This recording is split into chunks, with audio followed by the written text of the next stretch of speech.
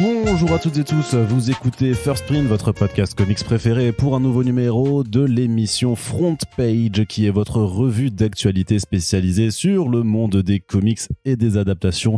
Que s'est-il passé d'intéressant de l'autre côté de l'Atlantique, là où les éditeurs de comics vivent dans des champs joyeux, ensoleillés, alors qu'en France, nous, on crève de chaud avec la canicule et les incendies, mais ce n'est pas grave parce qu'on aura toujours des bandes dessinées à lire, sauf quand il y aura plus d'arbres pour imprimer tout ça, puisque tout sera parti en fumée. Mais en attendant, on peut encore lire des BD. Et donc ça, c'est plutôt cool, n'est-ce pas, Corentin? Bah oui, surtout si on lit en numérique. Sauf qu'il n'y a plus de composants pour faire les matériaux pour pouvoir lire ces BD numériques. Oui, mais il y en a déjà assez qui sont vendus dans le monde. Ouais, mais avec l'obsolescence programmée, le problème c'est qu'elle ne reste pas en état très très longtemps, Corentin. Mais c'est très optimiste comme début de podcast. C'est un débat, voilà, c'est un débat pour un autre jour. Ce front page sera peut-être un peu plus court que ceux de d'habitude, puisque en fait on se réserve le droit de faire un podcast spécial San Diego Comic Con d'ici dimanche par rapport à l'heure où on met le podcast en ligne. Juste après la SDCC, on fera le gros débrief et donc justement ce sera sûrement un moment d'actualité très chargé.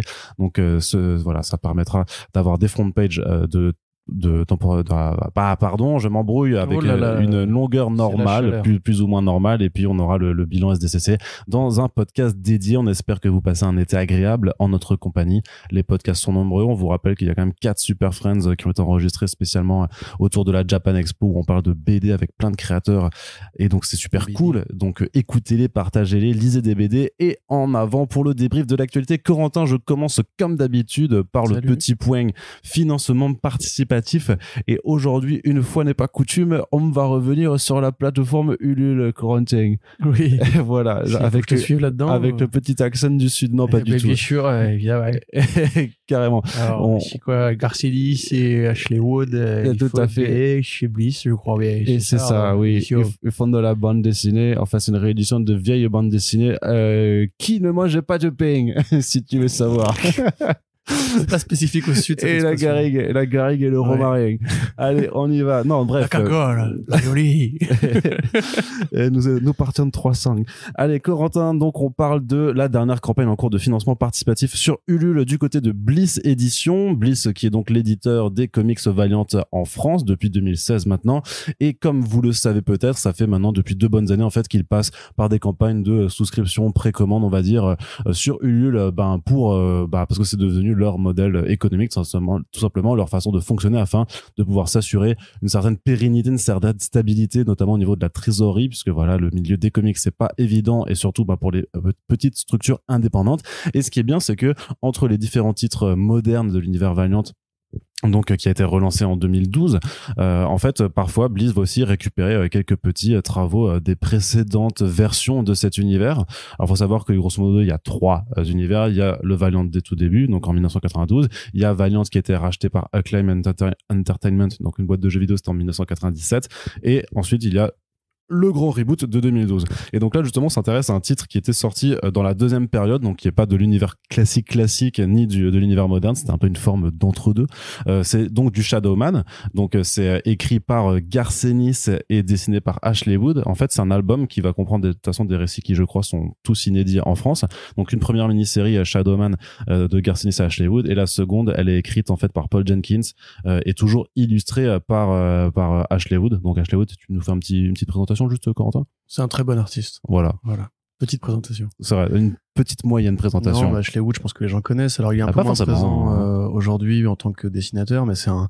D'ailleurs, il a monté récemment, on en a parlé, il a monté un label récemment chez CGZ. CZJ ou CZG du coup. ZZG. Ouais, bon voilà, donc c'est un artiste conceptuel qui a plusieurs pattes graphiques, on va dire, qui effectivement donc a fait ce travail avec Garcenis sur Shadowman, qui est très connu aussi des fans de jeux vidéo parce qu'il a adapté en comics les 2 premiers épisodes de Metal Gear Solid de Hideo Kojima. Il a fait du Spawn avec Bendis notamment. Le Hellspawn, rappelez-vous, c'est là qu'était apparue la reprise frauduleuse de Miracleman chez Todd McFarlane. Il a fait un peu de Tangle, il a fait surtout Zombies vs Robots, qui est une de ses plus longues sagas, on va dire, en BD. Mais sinon, c'est un designer de figurines très connu, concept artiste très connu. Il fait régulièrement des artbooks un peu techno-érotiques, on va dire. Enfin, c'est un mec génial. Et il a effectivement d'ailleurs travaillé aussi sur les cutscenes de Metal Gear Solid The Peace Walker, je crois, le deuxième épisode PSP. PSP, ouais. Extraordinaire. Les cutscenes étaient de lui, ce qui est probablement l'un des meilleurs Metal Gear. Donc, c'est pas lui qui fait même les cover art des jackets, des trucs comme ça. Alors, il y en a, c'est lui, et l'autre, c'est justement l'artiste régulier de Kojima qui s'appelle, voilà, ce mec s'appelle, il a un nom, en plus. D'accord, tu vois, c'est incroyable. Okay, parce que tu sais, il y a un artiste japonais qui a fait toute la bibliographique de Metal Gear et qui était là pendant la plupart des épisodes au Japon, et après, ils se sont rapprochés de l'Occident. Donc voilà. Très bien. Donc, c'est dessiné intégralement par ce monsieur. Et donc, Garcenis, aussi, on va pas vous le présenter. Illustrateur britannique, Preacher, The Boys, Punisher Max, Crossed, ce genre de choses-là. Et donc, en fait, il reprend le principe de Shadowman. Donc, à la base, normalement, c'est un monsieur qui s'appelle Jack Boniface, qui est, en fait, pas possédé, mais qui est habité par le Loa. Oui. Yoji Shinkawa. Merci. Par le Loa. Et donc, il peut, en fait, donc voilà, ça, c'est de la mythologie vaudou, je crois, si c'est pas ça. Et donc, qui perd. C'est à la Nouvelle-Orléans que ça se passe. Ouais. Et donc, qui, en fait, peut voyager entre notre monde, notre réalité et le Dead Side, le monde des morts. Et donc, il va pas enquêter, mais souvent, en fait, ça s'intéressait, en fait, aux brisures qu'il peut y avoir entre ces deux réalités, à des démons qui envahissent notre monde et qu'il faut, bien, renvoyer chez eux, tout simplement. Voilà. Comme, je vais dire comme, putain, non. Je vais pas faire cette blague. Obligé de, hein. Non. D'autres s'en chargent. Allez, oui, c'est ça. Et donc, en fait, à l'époque de 1997, en fait, Jack Boniface avait laissé, son rôle de Shadowman à un autre personnage. Donc, c'est celui-là qui est présenté, dans ce recueil. C'est un personnage qui s'appelle Zero, et le gros la grosse donne qui changeait, c'est que pour le coup c'était un ancien membre de la mafia, un tueur impitoyable, quoi. Donc forcément, quand lui se retrouve doté de capacités surnaturelles, ça risque d'être un peu plus violent. Forcément, Garcenis, c'est de la violence. C'est un peu ce qu'il avait fait avec The Darkness aussi, avec Jackie Estacado. Oui. Très bien, ouais. Et donc voilà, donc cet album comprend donc les deux mini-séries, donc Paul Jenkins aussi, gros scénariste du monde des comics, qui a notamment fait le super Marvel Knights Inhumans avec Jaeli, qui est vraiment une excellente maxi-série, et donc il s'occupe de faire le deuxième récit de cet album, donc qui est à soutenir sur Ulule pour la somme de 26€. Et on souhaite que du soutien à cette campagne, puisque voilà, ça permet vraiment de découvrir d'autres facettes de l'univers Valiant. Et puis là, en l'occurrence, c'est quand même avec des auteurs et des artistes talentueux. Donc il reste encore quelques jours, enfin même un bon mois avant que la campagne ne prenne fin, mais donc ne traînez pas non plus, parce que le temps file à une vitesse, c'est incroyable. La vie court et c'est fini. Voilà, vous tournez les yeux et paf, votre gamin est déjà au lycée, et c'est assez incroyable, quoi. Ou mort. Ouais, super. Décidément, c'est le podcast des bonnes ondes. Ouais, que tu sais. En ce moment, D'ailleurs, REP, Alan Davis, on en parlera dans le prochain podcast quand on Alan Grant. Alan Grant, pardon. Je commence déjà à prendre de l'avance sur la vie. Oui, non. Très bien. Allez, Corentin, on continue. J'ai envie de te poser une question, Corentin, puisque toi, tu aimes les comics, de ce que je crois comprendre. Tu me dis si je me trompe. Ouais. Je dirais pas ça. Ah ouais? Je les apprécie. Tu les apprécies. Voilà. Je suis plus manga. Mais toi, tu fais partie de ces gens qui considèrent que la taille, ça compte. Ah oui, complètement. Dans les bouquins. Dans les bouquins, pas dans d'autres catégories. Bien entendu, je ne faisais absolument aucune. Oui. Non, ce n'est pas du tout. On t'a saisi, Arnaud Kikou. C'est pas mon registre du tout. De faire des sous-entendus graveleux et sexuels. Je ne le fais jamais. Qu'en penserait le prêtre? Et donc, puisque tu aimes les objets de grande taille aussi, Corentin, pardon. Tu vas nous parler donc. Je pense que c'est une région catholique en plus. C'est n'importe quoi ce qui se passe. C'est vrai. La collection Urban Limited. Oui. Donc cette collection de luxe, qui est vraiment destinée à des collectionneurs amateurs de beaux objets onéreux et de grande taille, qui a annoncé ses 3 dernières entrées. Pour la fin de l'année prochaine. Est-ce que tu peux me dire de quoi il s'agit, puisque j'ai l'impression qu'on part sur des titres un peu outsiders, des choses que les gens ne connaissent pas trop et qui ne se sont jamais vraiment vendues avant. Mais qu'est-ce qu'il est drôle. Voilà, la maîtrise du sarcasme, c'est incroyable. De fait, Urban Limited se consacre essentiellement aux collectionneurs et donc cible les indispensables. Donc évidemment, c'est pas là qu'on va retrouver des projets plus risqués ou moins connus, parce que sans vu le prix, il faut vraiment quand même que ce soit des gens qui soient fans qui considèrent que cette histoire-là mérite le prix de la payer aussi cher. Parce que là, on parle quand même de gamme de prix qui vont de 50 à 80€. Ouais, ils ont pas annoncé le Spaceman du coup alors. Non, malheureusement. Dommage. Pourtant, moi, je l'aurais bien payé beaucoup plus cher que ça. Bah oui, c'est bien dommage. Mais tu sais que tu trashes sur une excellente BD quand même. Mais je l'ai lu et du coup, je en fait, l'aime. tu fais la promotion de l'idée que tout ce qui est risqué ne va jamais arriver en France parce que les gens sont pas curieux et que finalement, on est condamné à lire que du Batman toute nos vies. Alors, il y a une réalité en France, Corentin. C'est que les gens ne sont pas curieux et qu'on est un peu condamné à lire du Batman toute notre vie. C'est quand même Brian Azzarello et Eduardo Russo, mais c'est pas grave. Donc là, en l'occurrence, c'est Batman A Long Halloween de Jeff Loeb Team Sale. Donc voilà, un truc qui a déjà été édité, réédité. C'est vrai que ça se rapproche parce que dans toutes les maisons d'édition possibles qui ont fait du DC. Ouais, mais c'est vrai que ce qui est intéressant là-dessus par rapport au grand format notamment, c'est que ça se rapproche un peu de l'absolute et vu que Urban ne fait pas d'absolute, donc ça peut être un peu une forme de compensation pour les planches, notamment du regretté Team Sale. Donc pour rappel, on est toujours sur une hauteur d'album de 36 cm, donc effectivement qui est assez oui, voilà, c'est pas mal, quoi. C'est plutôt un grand format. Avec l'ex libris, le copie numérotée, il y en a 1500 à chaque fois. Marquage à chaud, dos toilé, signé, machin. Et en l'occurrence, effectivement, un print exclusif de Team Sale permet de faire gonfler un peu le prix, parce qu'on parle quand même de 90 € l'album. Enfin, 89 €, mais bon, on connaît, voilà. Qui va compter l'euro qui manque à la fin du mois? On a Killing Joke. Alors là, en fait, c'est une réédition limited de l'édition qui était déjà l'édition de luxe, je crois. Oui, c'est l'édition DC Deluxe qui a d'il y a 3 ans, on en avait parlé, tu sais, j'avais peut-être pas écrit un article dessus, mais avec la double colorisation. Avec la double colorisation, parce qu'on se rappelle quand Killing Joke sort, Brian Bolland, pressé par le temps, n'a pas le temps de faire justement la colo lui-même.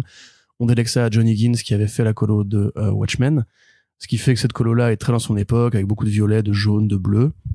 Puis quand Bolland veut la réédition plus tard, faire sa colo à lui, elle invalide la colo précédente de Johnny Higgins qui devient introuvable et jusqu'à récemment, on a enfin eu le droit d'avoir les deux colos en même temps. Ce qui pareil, gonfle l'épaisseur du volume, qui est comme un album très court, Killing Joke au départ, c'est moins d'une centaine de pages. Donc là, évidemment, on a les deux versions et les pages de script qui sont au milieu. Donc c'est vraiment en fait la réédition de l'édition de luxe, mais avec le contenu plus quali, on va dire. Là, on voit par exemple qu'on a la couve qui est la colo de Johnny Higgins et le quatrième de couve qui est la colo de Bolland. Et enfin, un album un peu moins intéressant à mon sens, mais c'est une question de goût. Donc là, pardon, pour Killing Joke, c'est 70 €, 69 €.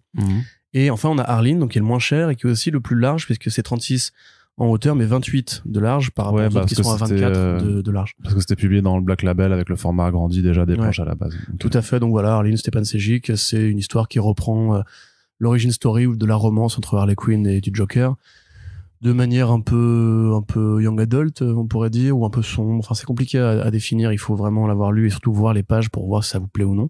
Parce que Stepan Sejic, c'est pas un mec qui fait l'unanimité. Bah, c'est une réalité. C'est comme ça. Ah non, justement, bah non, enfin voilà. c'est bizarre que tu le dises comme ça, parce que de mon ressenti, j'ai jamais vu quelqu'un ne pas apprécier son travail. Bah si, regarde là, face à toi. Ah oui, non. Oui, en fait, ce qu'il voulait dire, c'est que je déteste pas Stepan Sejic, son travail sur Aphrodite 9. Aphrodite 9 était super bien. Sur Aquaman, oui, c'était sympathique. Mais c'était beau. C'est pas un volume qui m'a marqué, très honnêtement. Oui, peut-être plus pour l'histoire, mais c'est vrai que du coup, quand tu dis qu'il ne fait pas l'unanimité, c'est-à-dire qu'en fait, tout le monde aime Stepan Sejic, sauf Corentin. Voilà. Non, on est quelques-uns.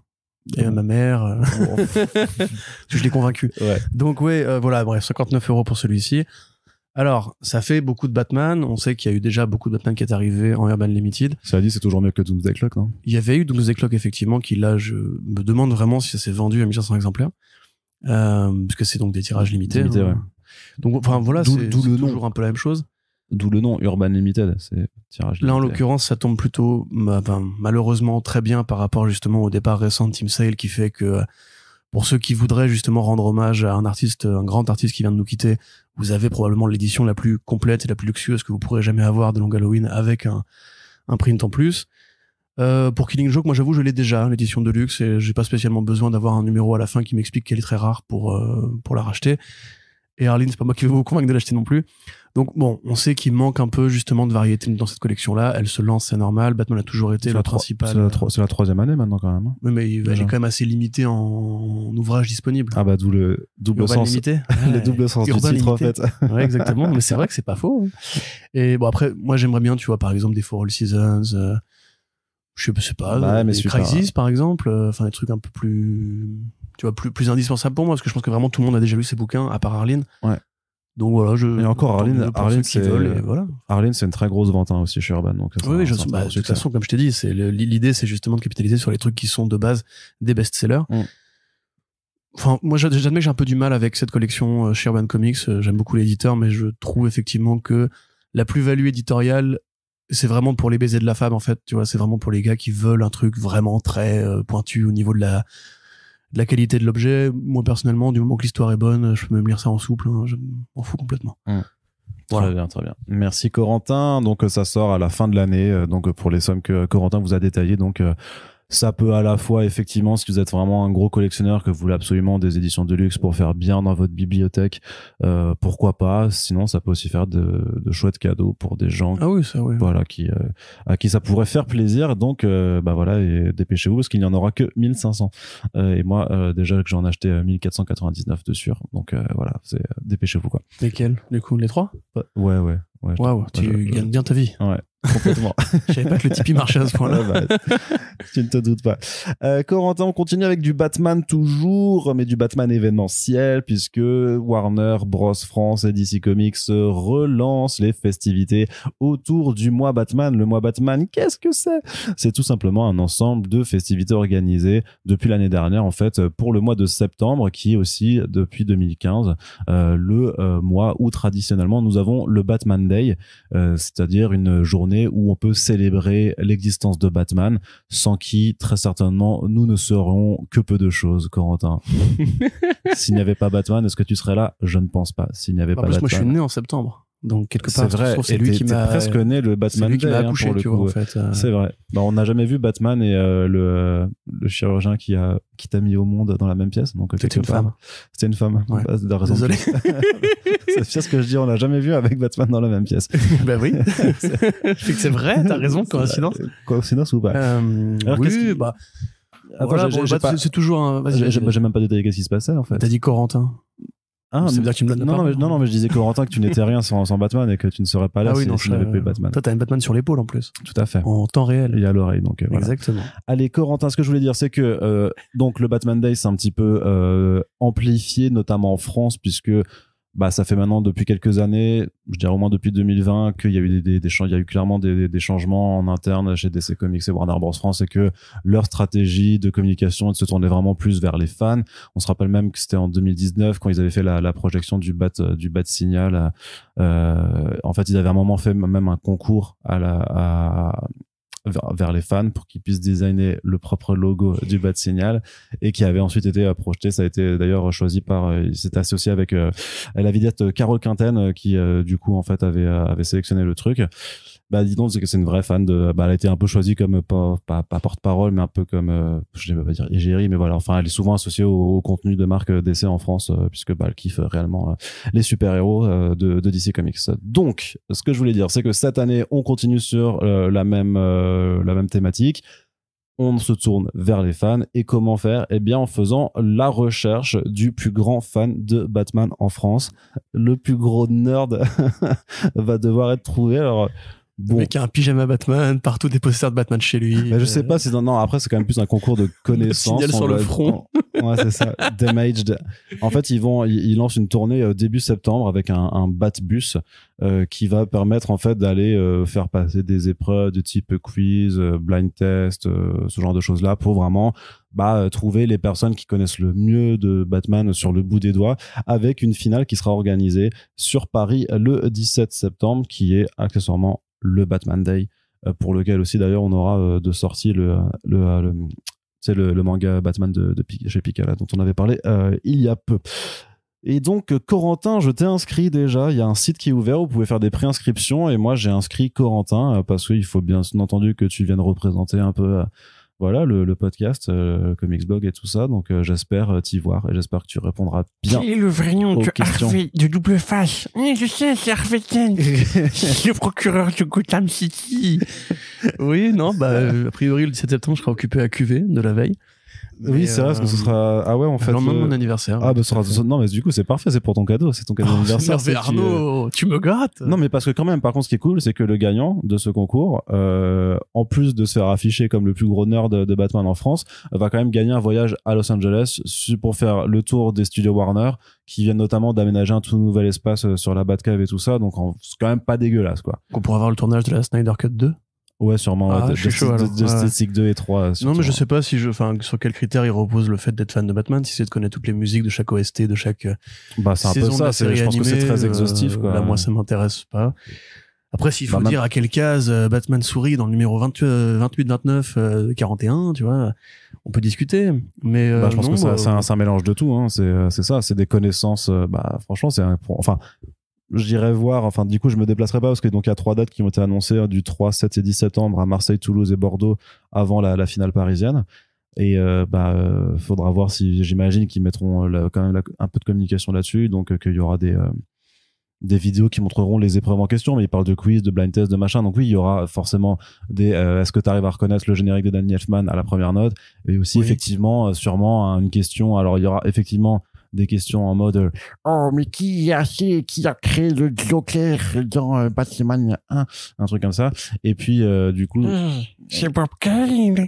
C'est pas Bill Finger. Non, c'est Bob Kane. C'est crédité en premier. C'est pas Jerry Robinson. Je sais pas. T'es pas un vrai fan. Donc, t'auras des questions, on va dire, un peu faciles comme ça. Et puis, il y aura effectivement la question du genre... Est-ce que Batman a déjà fumé de la bœuf? Voilà. Oui. Voilà, dans The Wedding Gyre de Kevin Smith. Bah voilà. Et très mauvaise BD. Ce genre de... Bah, tu vois que tu peux t'y inscrire. Oui, non, mais voilà. Enfin, après, tant mieux si...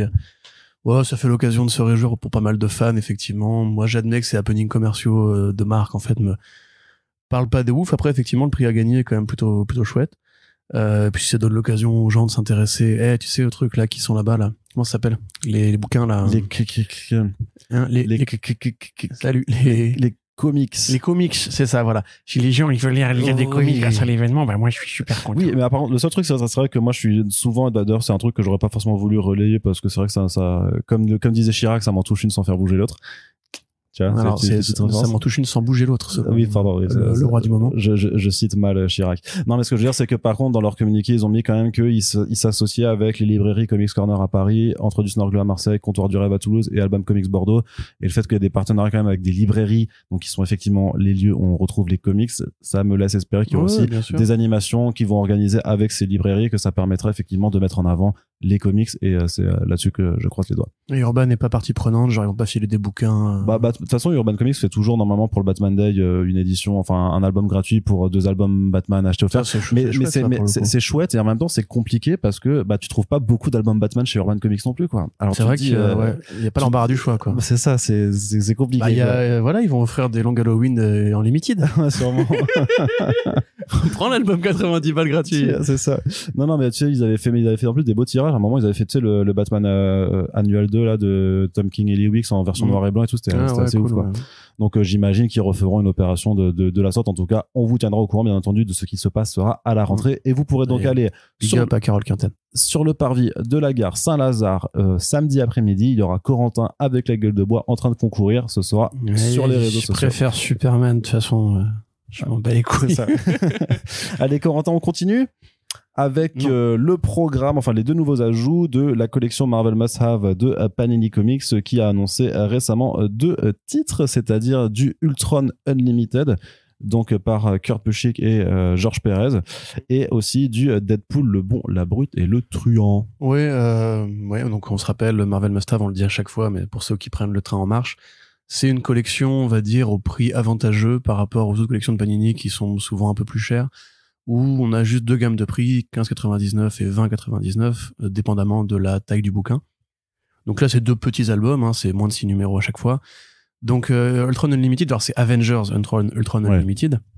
C'est un arc des Vengeurs dans lequel Ultron revient sur Terre et décide d'attaquer la Slovénie, je crois, un pays fictif d'Europe de l'Est. Ouais, ça y provoque une crise politique. Il me semble que ça intervient, ça doit être peu de temps avant ou après la crise du Kosovo dans le monde réel.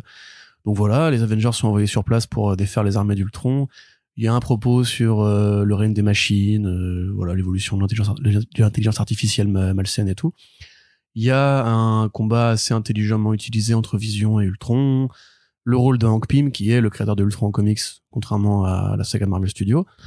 Donc voilà, c'est plutôt une bonne BD. C'est 2 très grands artistes, 2 très grands auteurs dans une série d'Avengers une série Avengers 99-98. La fin des années 90 qui est un peu moins connue aujourd'hui, j'ai l'impression. Enfin, parce qu'on a du mal à se souvenir du passé en comics, de toute façon. Donc c'est plutôt chouette. Et Deadpool, le bon, la brute et le truand, c'est un arc de Jerry Duggan avec Brian Posehn, qui raconte un petit peu, comment dire ça sans spoiler, parce que c'est compliqué. On va dire qu'il y a une sorte de clone du projet Weapon Plus, donc qui on rappelle est le projet en fait qui a essayé de recréer Captain America et qui a accouché de résultats très variés, le Sentry, l'espèce de Man-Thing militarisé, évidemment les animaux de l'équipe de la Brute Force, également Wolverine qui est le Weapon X, donc c'est le 10e programme, et Deadpool aussi, et voilà. Donc là on essaie de recréer un petit peu pareil des super soldats dans un pays lointain qui n'est pas les États-Unis. Et ça va évoquer à Deadpool justement la brutalité de son contexte d'apparition. Il a associé à Wolverine et à Captain America qui sont un petit peu les deux autres exemples de la technologie du complexe militaire ou industriel pour créer des super soldats. C'est assez violent, c'est plutôt sombre aussi, c'est pas le volume dans lequel tu te marres le plus. C'est plutôt joli, c'est bien rythmé, c'est de l'action. C'est effectivement considéré comme l'une des meilleures histoires de Duggan sur Deadpool. Il y en a quand même beaucoup. Hein. Et il y a un propos familial qui est plus développé que d'habitude, donc ça prend Deadpool au sérieux. Et effectivement, oui, ça peut être considéré comme un indispensable sur ce personnage précis qui a pas non plus 40 000 immenses histoires à conseiller aux gens. Surtout à celles de ceux qui n'aiment pas le côté humoristique de Joe Kelly ou des volumes, on va dire, un peu plus débiles illustrés par Rob Liefeld avec le Deadpool Core et tout. Donc oui, c'est très bien. C'est pas cher, donc voilà. Enfin, c'est moins cher. Oui, bah, c'est 16 balles pour... 16 balles. On a dit 160 pages, je crois, pour le Deadpool. Ça fait 1 euro par tranche de 10 pages. Tu sais que c'est pas des pommes ou de la farine, les BD. Bon, hein. C'est pas comme ça qu'il faut réfléchir. Mais disons que voilà, c'est sûr que par rapport maintenant, c'est vrai que les albums de 6 numéros dans le 100% Marvel, c'est plus du 20 balles minimum. Donc forcément, 16 euros, ça paraît un petit peu plus abordable. Mais en tout cas, c'est surtout que en plus des récits, t'as quand même des pages de bonus aussi, un petit peu des trucs en fait qui sont un peu exclusifs à cette édition et qui permettent d'avoir voilà quelques petits bonus en plus. Donc c'est toujours ça de prix. Et pour le Avengers de Kurt Busiek, est-ce qu'il est édité en intégrale quelque part ou est-ce que c'est vraiment que des petits arcs qui sont pris par-ci par-là? Parce que, en l'occurrence, je trouve ça un peu dommage de commencer par là si vous avez jamais lu ce volume qui est quand même assez bon. Et puis pareil, d'ailleurs, Georges Pérez qui nous a quitté récemment, encore une fois, quelle année incroyable. C'est toujours intéressant de voir comment son trait a évolué au fil des générations parce que c'était jusqu'à récemment encore un très bon artiste assez pertinent. Voilà, c'était la fin de ma phrase, Arnaud, pendant que tu recherches la réponse, et du coup, je vais meubler, en continuant à parler dans le vide, en disant rien d'intéressant. Alors ici, autour de nous, on a des coussins, un chat qui dort. Non, mais t'inquiète. Non, j'essaie de regarder, en fait, de Johnny Hallyday qui nous regarde et c'est vrai. Ainsi que Cherry Shalala de Anarchic System. Je connais pas. Il paraît que c'est vachement bien, en tout cas. Donc, voilà, pendant ce temps, tu peux pas me laisser. Bah non, mais moi, j'attends que t'aies fini. Mais j'ai fini. J'ai fini depuis 5 minutes, là, en fait. Non, je pense pas. Enfin, je sais pas, ça a déjà dû être publié parce qu'en général, les must-have, c'est des récits qui ont déjà été publiés, de toute façon. Donc, c'est de la réédition. Mais c'est vrai que dans les intégrales de Avengers, je vois pas de période encore des années 90, en fait. Ok. Mais ce sera un teaser. Mais il y a dû avoir des trucs peut-être par Kurt Busiek ou peut-être des Icons ou je sais pas, des trucs comme ça, ou même des Marvel Select de l'époque et tout ça. De toute façon, non, ils le disent plus forcément si ça avait été dans quel truc ça a été précédemment édité. Je crois qu'ils le mettent plus dans leurs sources. Donc voilà. Bon. En tout cas, vous vérifierez chez vous. On va passer maintenant du côté de la VO. Corentin, une bonne nouvelle, c'est Mark Waid, effectivement. Enfin, Mark Waid, que tu aimes, d'amour, qui est un de tes auteurs favoris, qui a annoncé le retour d'Irredeemable ou Irrécupérable chez Boom Studios avec une nouvelle série qui doit arriver l'année prochaine, en 2023. Corentin, on est content? On est plutôt content. Avec Peter Krause au dessin. Je sais pas si l'application Graphite existe encore. Mais si Graphite Comics, moi je l'ai toujours installé sur ma tablette, mais voilà. Si jamais ça vous intéresse, il y a tout dessus, Irrécupérable, effectivement, Irredeemable, qui est accessible en gratuit dessus. Mais en anglais. Mais en anglais, oui. Bon, après, c'est pas un langage, c'est pas d'humour littéraire, on va dire. C'est Mark Waid, ça reste assez compréhensible, même si vous avez un niveau, on va dire, basique en anglais. C'est toujours plus facile à dire que de l'allemand, quoi. Oui, généralement, effectivement. Enfin, tu parles allemand, toi? Ein bisschen. Tu parles italien aussi? Non. Je voulais dire, ça va être partout. Hein. J'ai pas réussi à dire un petit peu en italien, mais je me rappelle plus comment on le dit. Donc, Poquito. Non, ça c'est l'espagnol. Donc oui, alors on se rappelle, Incorruptible, fatigué, Irrécupérable. Donc c'est une BD de Mark Waid et Peter Krause qui justement développe, comme souvent chez Mark Waid, l'idée qu'on peut déconstruire et inverser les polarités des super-héros traditionnels, en l'occurrence Superman, le plutonien, qui, ancien protecteur de la Terre, décide de se tourner contre l'humanité, en fait, d'attaquer l'humanité, de la détruire, de bousiller l'humanité, de mettre des patates à l'humanité, etc. C'est ça, on peut dire, il a pété un boulon. Il a pété un boulon, lui. Donc effectivement, Effectivement, c'est pas très original, et même Mark Waid le dit, hein, à l'époque, il pensait pas faire un truc particulièrement novateur. C'est quand ça va plus loin, en fait, et qu'on voit un petit peu la réponse que prépare justement le genre humain à une menace aussi puissante et invincible, que ça devient vraiment... Non, parce qu'Invincible, c'est... tu confonds tout, c'est chez Image Comics. Pardon. Voilà, et c'était le début en fait de l'univers, on va dire I majuscule, puisqu'il y a eu 2 autres séries qui commencent par un I et qui ont toutes la particularité d'avoir au moins 2 consonnes qui se suivent, comme le Irredeemable, c'est Incorruptible et Insufferable. Donc c'est 2 séries qui vont pareil détourner des poncifs du super-héros, dans un cas un super méchant qui devient un gentil ou un anti-héros, et dans l'autre un sidekick qui devient un bel enfoiré en grandissant.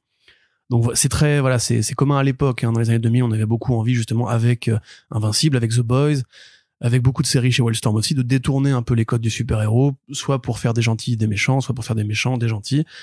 C'était une période qui était beaucoup plus neutre, on va dire, beaucoup moins figée qu'aujourd'hui. Donc effectivement, c'est considéré comme une des grandes séries de la saga de Mark Waid. Quoi qu'on en pense, après ça, c'est l'avis de chacun. Mais c'est un univers qui a duré assez longtemps, qui a un peu fait la fortune de Boom Studios aussi, à une époque où il n'y avait pas forcément beaucoup de projets qui gagnaient des Eisner ou qui attiraient le regard public. Donc ils reviennent pour les 10 ans justement de la fin de la première série en 2012. Et d'après ce qu'on voit, ce sera bel et bien une suite. Il a dit pas de préquel, on va juste retrouver l'univers de Irrécupérable 10 ans après, et avec le premier visuel, on voit effectivement le logo du Plutonien. C'est-à-dire qu'on peut dire qu'il récupère l'univers d'Irrécupérable. Ce qui est quand même pas mal. Le mec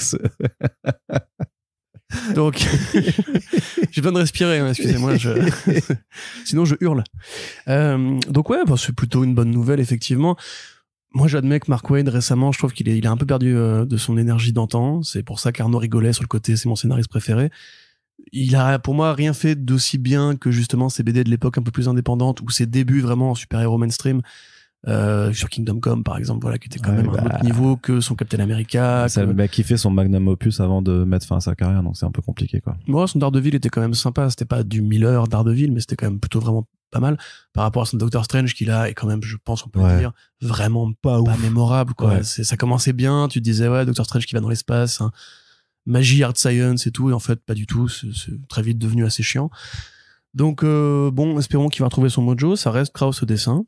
Donc c'est l'équipe originale qui revient, et évidemment ça tombe pas du ciel. J'ai une blague, Arnaud, elle tombe pas du ciel, super héros, je sais pas, tu... Bah non, là il y a pas grand chose. Je te laisse, hein, parce que tu vois, je mets le feu vert pour pas que tu reprennes. Non, t'inquiète. Donc parce qu'il y a un film. Ne t'interromps pas toi-même, je veux dire. Il y a un film Netflix qui va adapter Irrécupérable et Incorruptible. Ouais. Les deux, alors toute la série Irrécupérable et Incorruptible, je sais pas s'il y a Insufferable aussi dedans, est édité d'un seul tenant chez Delcourt en fait.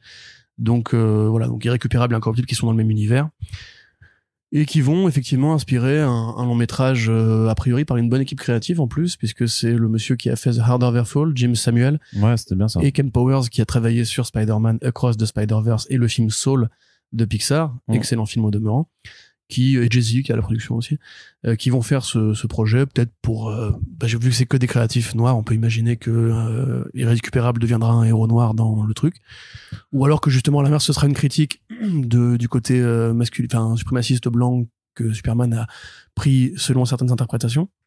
Plutôt ouais. Mais voilà, tel quel, effectivement, c'est un petit peu comme quand Mark Millar crée un nouveau projet dès qu'il y a une adaptation qui va se lancer. C'est plutôt bon à prendre si ça fait vendre des BD. Yes. Toujours. L'important, c'est de vendre des BD. Oui. Et bien, on va continuer à parler de bande dessinée alors. Oui. Chez Boom Studios, toujours, en octobre, il y a une nouvelle série qui arrive, qui s'appelle Damn Them All, qui est écrite par un certain Cy Spurrier, qu'on aime bien par ici. Oui. Donc c'est Coda. Vive les Anglais. C'est Saison de sang. C'est du très bon Hellblazer aussi. C'est de l'excellent Hellblazer. Donc c'est très bien. Et qui va s'associer à Charlie Adlard. Donc je crois que c'est le premier projet en creator owned qu'il fait depuis la fin de The Walking Dead. Ah, il y avait pas eu un truc où il y avait un super héros qui avait un masque qui était en code barre, qui avait été édité chez Delcourt. Bon, on vérifiera. Depuis la fin de Walking Dead, tu veux dire? Enfin, en tout cas, c'était sorti après Walking Dead chez Delcourt, ça c'est quasiment sûr. Mais je sais pas si ça remonte à avant ou après. Enfin bref, du coup, Charlie Adlard, effectivement, qui a co-créé Walking Dead avec Robert Kirkman. pour les 6 premiers. C'est Tony Moore qui a co-créé The Walking Dead par contre. Pardon, je raconte, putain, je suis fatigué. Tout de même. Qui a repris. Par contre, après, il a repris sur 180. Voilà, qui a numéro, repris quoi, et du coup, qui s'est réapproprié cet univers-là comme Ryan Otley par rapport à Invincible, et justement. Cory Walker. Ouais. Et effectivement, c'est plus ou moins lui le vrai artiste en termes de Walking Dead. Ah oui, quand même. Ce qui est pour ça, je pense qu'il avait rien fait d'autre, en fait. C'est que tous les mois, il fallait rendre sa copie. Enfin, tous les mois. On se comprend. Mais, donc oui, effectivement, le pitch est assez intéressant. Puisqu'on sait que la série Hellblazer de, justement, DC Comics a été annulée.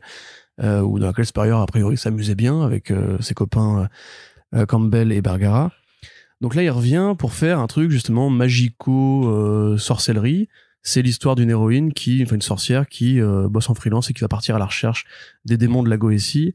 Un truc assez anglais, justement, a priori, assez énervé. On a déjà des très belles couvertures et on voit que ça fait le Blazer, justement. T'as des scènes de pub, une violence assez contenue, des dialogues où, justement, il reprend un petit peu son espèce de gimmick de correction de texte en direct qu'il appliquait dans Hellblazer déjà. Donc, que te dire, moi, je suis vraiment plutôt content. Voilà. En plus, on revient vraiment à un truc plus religieux, plus démoniaque, parce que c'est vrai que moi, Coda, j'avais un peu moins aimé par rapport à l'imaginaire fantasy. J'ai préféré Saison de Sang, par exemple, que je trouve vraiment formidable. Et sur Hellblazer, le gars était quand même assez pertinent à la fois sur l'Angleterre moderne, sur l'héritage de plein de Hellblazer, en fait, celui de Ennis et celui de Ellis aussi.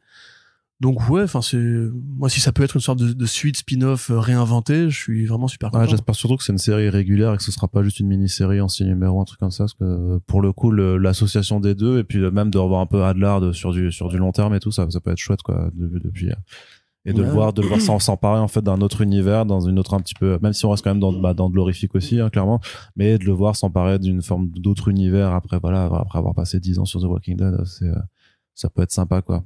Mais t'es fan du trait de Charlie Adler, toi? Moi j'aime bien. Ouais. Mais par rapport à Coda et Saison de Sang, tu t'avoueras quand même qu'on... Ah mais ça va. C'est plus routinier, tu vois, c'est pas... Non mais Bergara, c'est juste que Bergara, il est beaucoup trop fort, quoi. Ouais, oui. On ne mérite pas Bergara. c'est un monstre, hein, donc forcément. Après, moi, tout ce que fait Spurrier m'intéresse, j'avoue que je suis pas un immense fan du trait de Charlie Adler. Mais je pense que c'est bien, il faut être optimiste dans la vie, hein, t'as raison. Mais une nouvelle ongoing en indé, moi, je crois que j'ai un peu du mal à y croire. En plus, surtout, c'est un mec qui foisonne d'idées, tu vois, qui va à plein d'endroits à la fois et tout. Mais il y en a des ongoing. Ouais, mais ils sont pas de la durée qu'on avait avant, quoi. C'est les macarons. Dédicace à un auditeur précis qui s'en reconnaîtra. Ça fait longtemps, ça. Ouais. Ça fait très longtemps. Non, c'est une nostalgie, voilà. Ouais, c'est comme pour Irrécupérable. Allez, Corentin, on continue du côté de la VO. Que se passe-t-il du côté de Onipress? Alors, on sait, quand on rédige sur comicsblog.fr ou qu'on parle dans First Print, que la situation des enfin des petites maisons d'édition indépendantes n'intéresse pas grand monde. Mais pourtant, on se prend le temps de rédiger aussi, de vous parler de ça, même si effectivement on pourrait se contenter de relayer les dernières rumeurs à la con sur les prochains films Marvel. Mais des fois, on se dit que ça peut intéresser quand même quelques personnes. On peut faire les deux, hein, sinon. Ouais, en fait, non, j'ai pas le temps. On n'a pas le temps, Corentin. Alors, qu'est-ce qui se passe chez Onipress? Eh bien, déjà, Onipress, qu'est-ce que c'est quand même? Parce qu'en fait, vous savez ce que c'est, même sans forcément le savoir, parce que vous êtes beau et intelligent.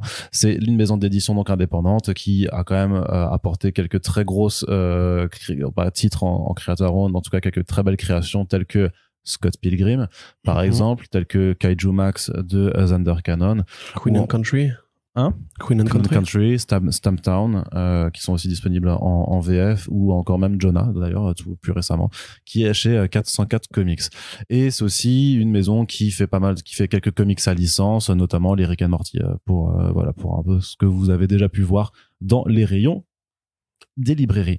Et donc en fait ce qui s'est passé depuis le début du mois de juillet, c'est que on a eu en fait en somme le licenciement de toutes les personnes au poste important de la boîte, quoi. C'est-à-dire que il y avait en fait la rédactrice en chef Sarah Guedes en fait avait été partie il y a un peu plus tôt dans l'année de mémoire, et en fait c'est au début du mois de juillet ils ont annoncé le départ de James Lucas Jones et Charlie Chu, que vous ne connaissez pas mais qui en fait étaient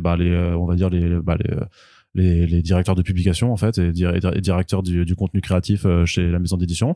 Et puis 2 semaines après il y a en fait 4 autres personnes qui étaient aux postes les plus importants, les plus stratégiques sur à la fois donc vice-président du marketing et des ventes, le directeur managérial du marketing, et aussi 2 éditrices seniors, donc les personnes qui sont Alex Segura Henry Barajas, Amanda Meadows et Jasmine Amiri. Alors je t'avoue que les trois derniers noms je les connais moins, mais celui d'Alex Segura par contre, en fait, vu qu'il est aussi auteur, qu'il a bossé dans pas mal d'autres maisons d'édition, c'est quand même quelqu'un qui est très connu et éminemment respecté en fait pour son travail. D'ailleurs les trois autres personnes aussi, hein.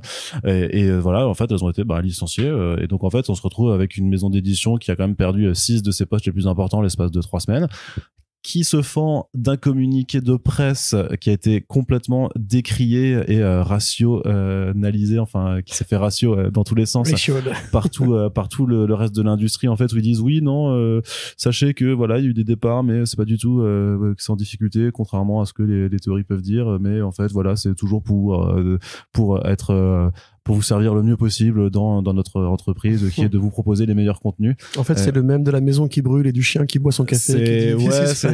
C'est le dead tone deaf, tu sais, le truc où c'est ça où tu te mets un peu désir, c'est comment est-ce et surtout qu'en fait dans le communiqué, d'une part, le mot comics n'apparaît pas une seule fois, alors que c'est quand même une boîte qui est là pour faire des comics à la base, et qui parle en fait de content et de content consumers au lieu de lecteurs et de comics.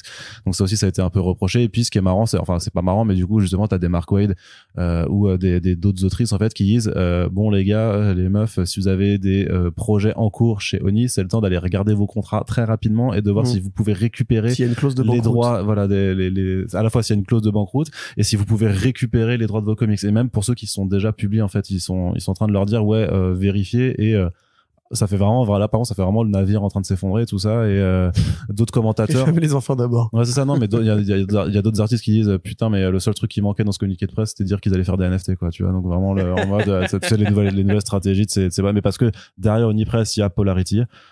Polarity Press, en fait, qui est le groupe qui est derrière tout ça, qui avait déjà fait fermer l'année dernière, en fait, l'entité Lionforge Labs, qui était un petit groupe éditorial un peu expérimental, en fait, qui essayait de trouver des nouvelles idées pour Lionforge, qui est donc la deuxième entité de cette double structure Onipress Lionforge.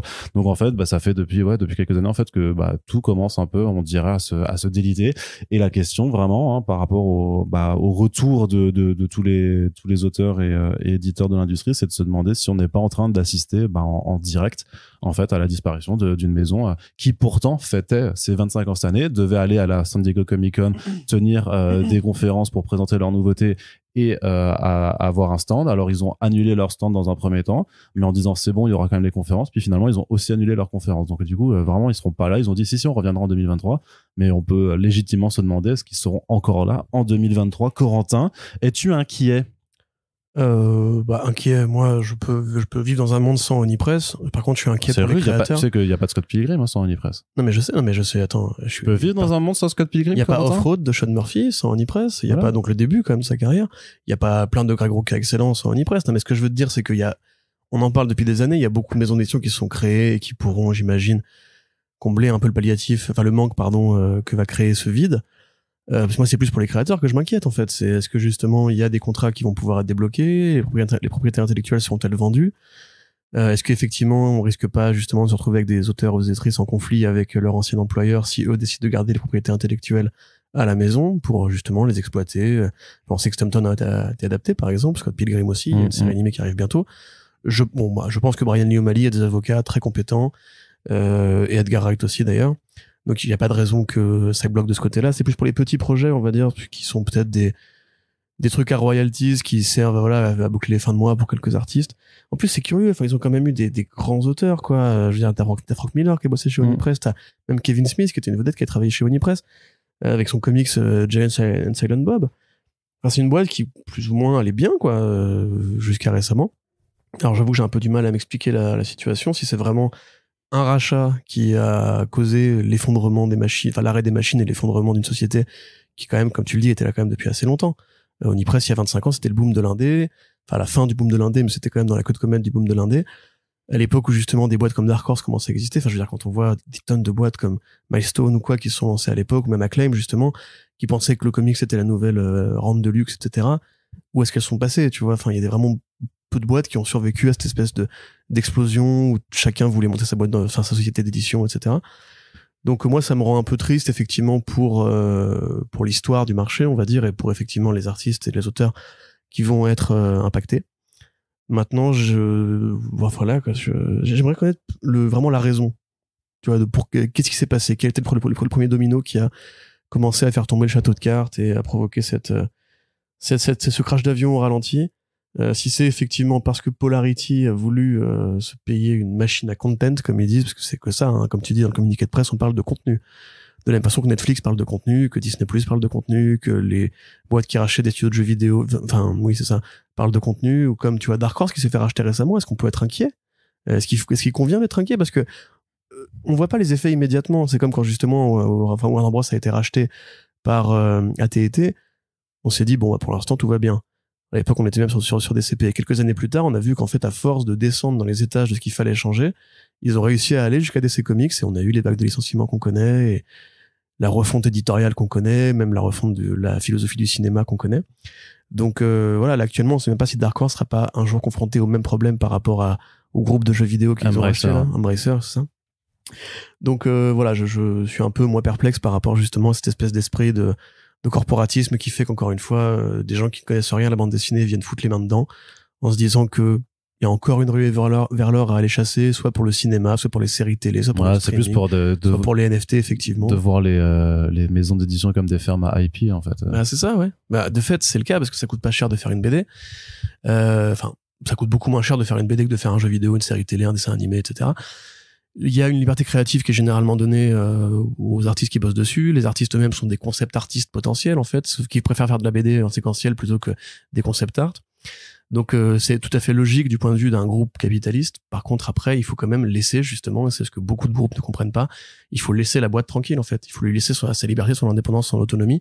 Sinon en fait tu tues la poule aux œufs d'or et tu crois que ton catalogue que tu as sécurisé ça servira de banque de trésors pour convertir ensuite en argent, mais ça marche pas comme ça et en plus souvent tu te donnes une mauvaise image dans la foulée. Donc moi je me demande un peu si ferait pas vraiment syndiquer en fait toute l'industrie indé. Oui, ça aussi ils l'ont dit dans les réactions. D'ailleurs il y avait pas mal d'éditeurs de gens de l'industrie qui disaient purée mais quand est-ce qu'on se syndique en fait pour éviter ce genre de choses. Ben ouais, mais tu sais on avait fait sauter la news dans les podcasts par manque de temps, mais c'est comme dans l'industrie des FX où justement on voit que les nouveaux territoires et les corporations s'en battent complètement les couilles en fait du droit du travail et font fermer des ateliers ou des studios comme ça en claquant des doigts ou alors font massacrer leurs auteurs à coups de fouet. Le jeu vidéo connaissait ce truc-là depuis des années.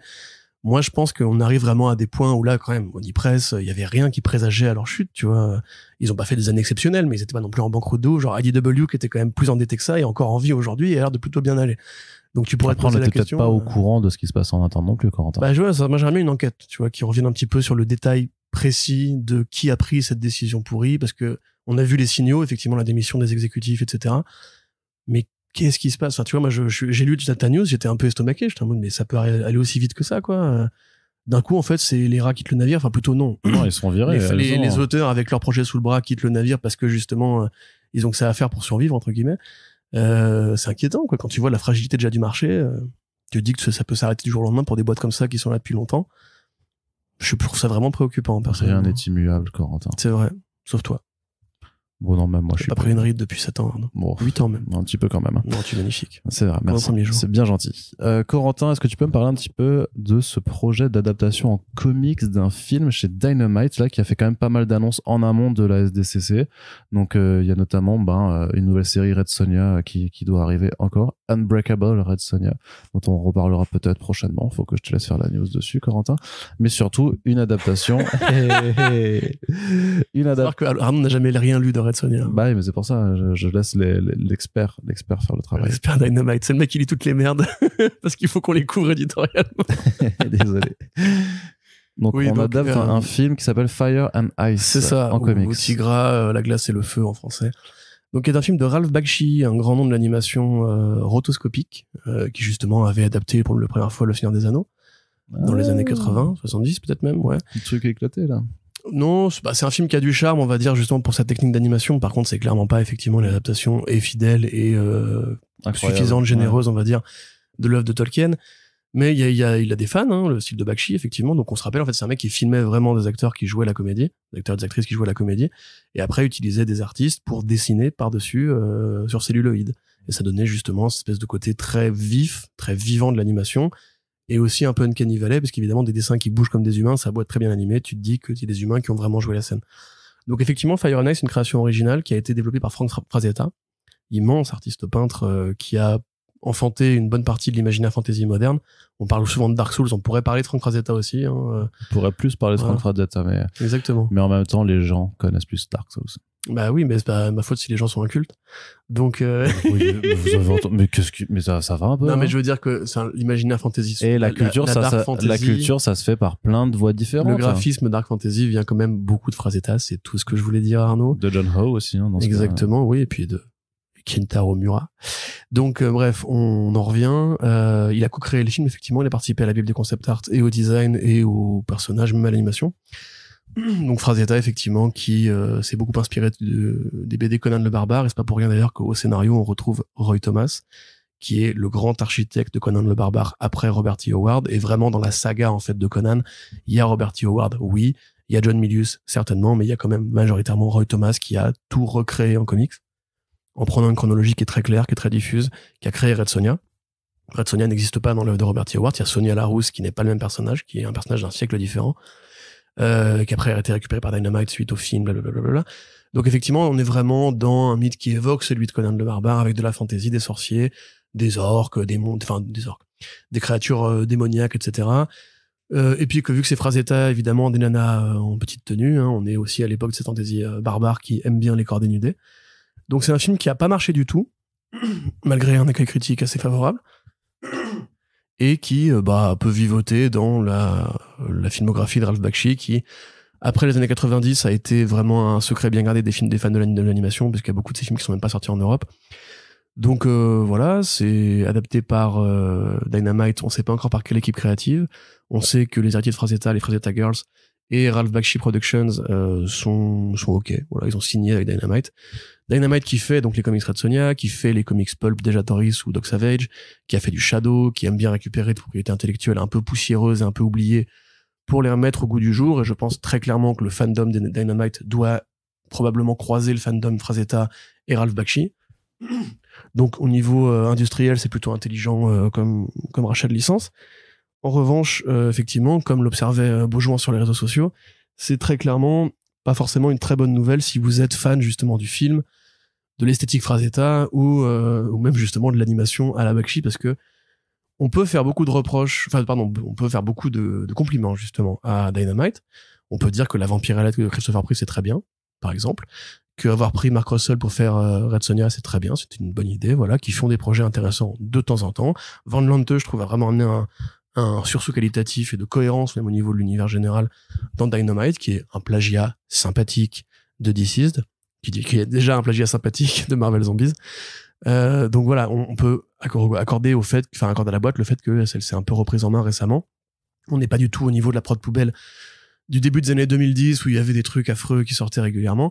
En revanche, graphiquement, il y a un problème à engager des artistes vraiment compétents chez Dynamite. Il y en a quelques-uns. Ils sont pas très nombreux. Honnêtement, par exemple, la Vampirella de Priest, c'est vraiment pas joli. C'est pas du tout joli même. Et même sur des projets importants, comme tu prends par exemple j'ai oublié le préfixe, mais la Red Sonja de Palmiotti et Connor, ils ont mis Moritat au dessin. Moritat, je pense qu'il fait encore moins l'unanimité que Stepan Sejic. C'est des espèces de chibi, sexy chibi, un petit peu à la Warrior Nun, avec des nanas très musclées, toutes petites, avec des gros nichons. Moi, j'avoue que j'étais intéressé de voir la lecture que Palmiotti et Connor allaient faire de Red Sonja. Oui, t'es intéressé, Arnaud, ça y est, je t'ai vendu le projet. Et au final, c'est pas beau, c'est numérique, c'est flou, enfin, c'est pas joli. Donc, voilà, Fire and Ice, il faut quand même trouver un artiste talentueux pour reprendre cet univers-là.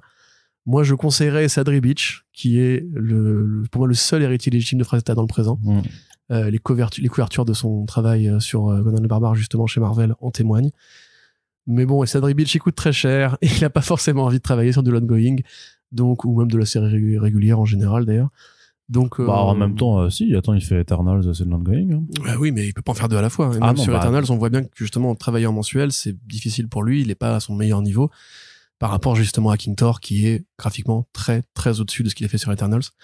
Lisez King Thor si c'est pas encore fait, et après, n'allez pas voir Thor Love and Thunder.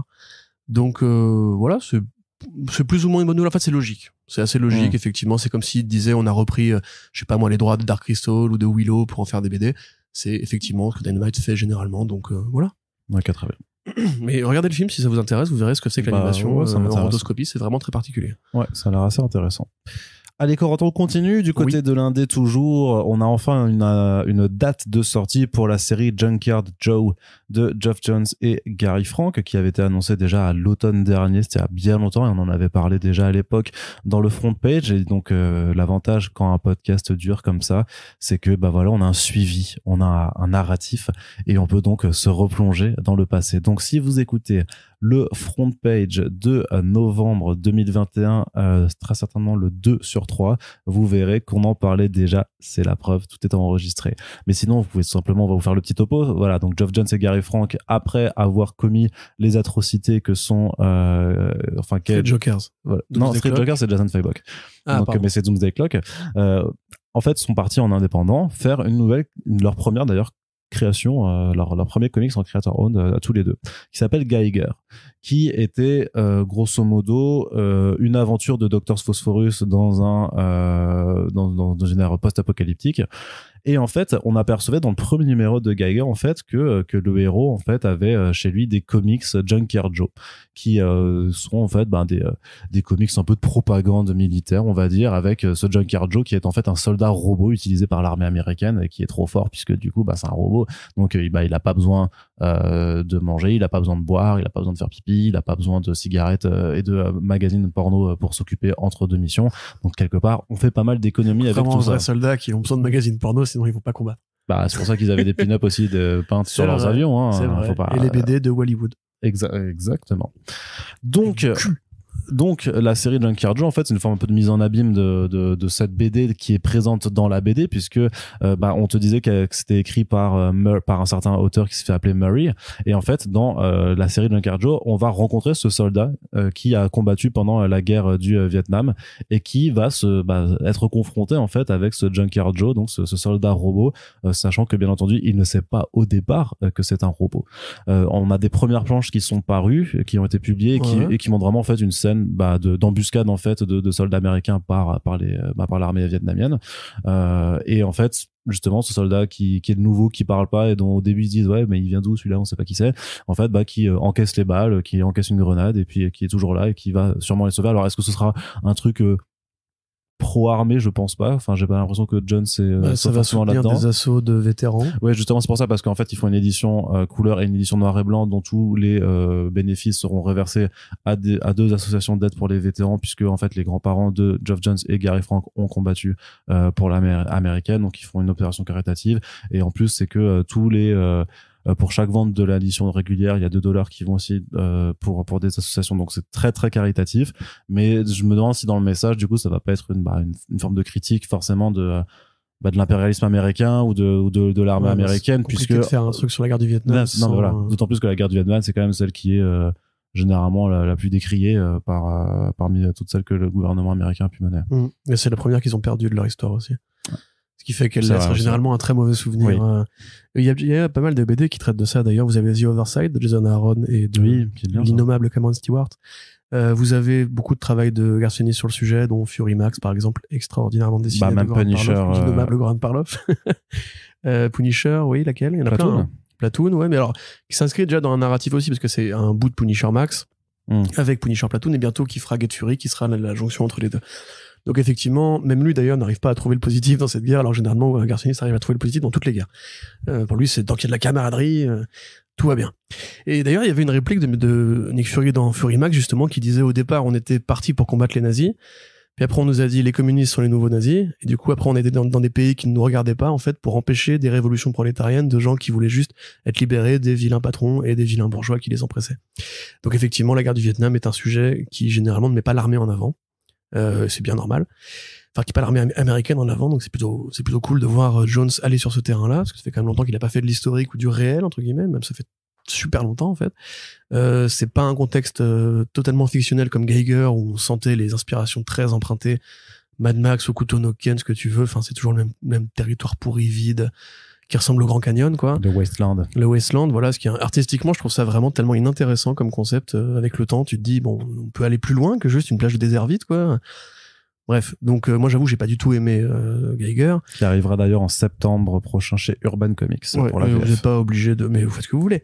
On en reparlera. On a dit du mal de Free Jokers, il s'est très bien vendu. Je ne considère pas que j'ai besoin de dire aux fans de Geoff Jones quoi acheter. Ils sont très grands, ils prennent leurs décisions tout seuls.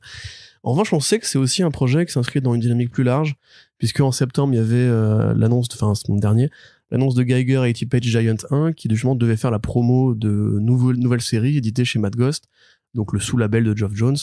L'imprint de Geoff Jones, c'est un univers partagé en fait qui s'appelle The Unnamed. C'est ça, voilà, avec le Red Coat aussi qui n'est pas encore arrivé, je crois. Il y avait une sorte de frise chronologique en fait, même qui disait en fait que tout ça était effectivement canonique d'un point A à un point B.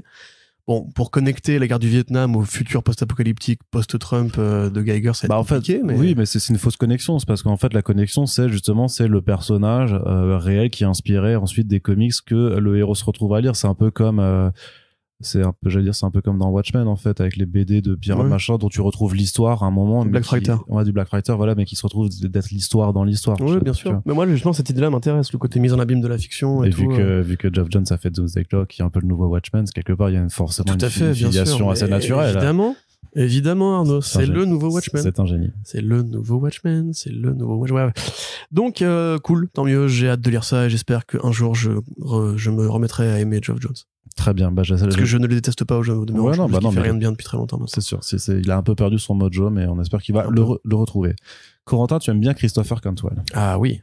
Eh bien, figure-toi qu'il va écrire un nouveau titre, Namor, The Submariner. Oui, je sais. Pourquoi tu m'en parles alors? Ah, d'accord, ok.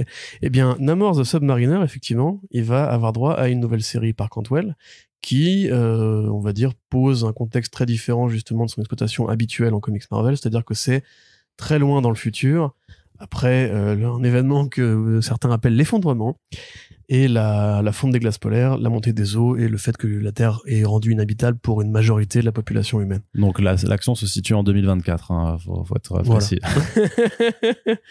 Oh, même dans 6 mois, hein, si tu veux, là, au rythme où font les choses. On sait pas trop. Ouais. Donc c'est Pascal Ferry qui avait fait Spider-Man, l'ombre du symbiote. C'est pour ça que moi je me dis c'est pas de nouveau un truc qu'ils vont mettre avec What If sur la couverture. Ouais, peut-être. Ou enfin après, oui, c'est vrai que j'allais dire, je comparais ça au Black Label avec l'histoire de Aquaman récemment qui est sortie. Andromeda, merci. Donc ouais, effectivement, c'est une potentialité assez intéressante pour Namor. Ça évoque aussi d'ailleurs le Swamp Thing justement de Jeff Lemire, ainsi que le Swamp Thing d'ailleurs aussi de Ramvé, parce qu'il y avait déjà dans le Future State justement l'idée que Swamp Thing survivait à la fin de l'humanité, à la nouvelle ère glaciaire, et justement en fait devait faire le choix de sauver l'humain ou le végétal par rapport à sa double identité. Donc là il y a un peu ça, parce que Namor en fait, comprenant qu'il a quand même des obligations avec le monde de la surface, va remonter et aider ce qui reste d'humain. Un concept assez intéressant qui participe d'un mouvement artistique, je trouve, qu'on avait déjà commencé à évoquer quand on avait parlé du Nemo de Juniba, qui est en fait le post-apo.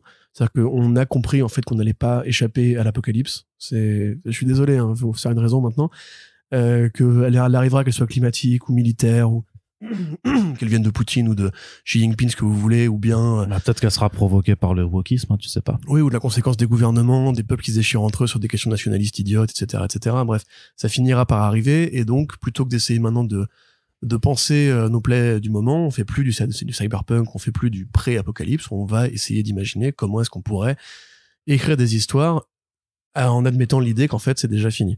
Donc là effectivement moi c'est un genre qui m'intéresse de plus en plus, un peu comme le solarpunk, tu vois, justement je regrette de pas avoir été là pour l'interview d'Albuquerque, parce que j'aurais bien aimé lui parler de ça, justement, de comment en fait tu t'imagines un monde qui a survécu en fait, parce que moi c'est un truc que je n'arrive pas à faire. C'est pour ça que j'aime beaucoup ce genre de BD qui me permettent de me nourrir un peu d'espoir ou de désespoir rationnel.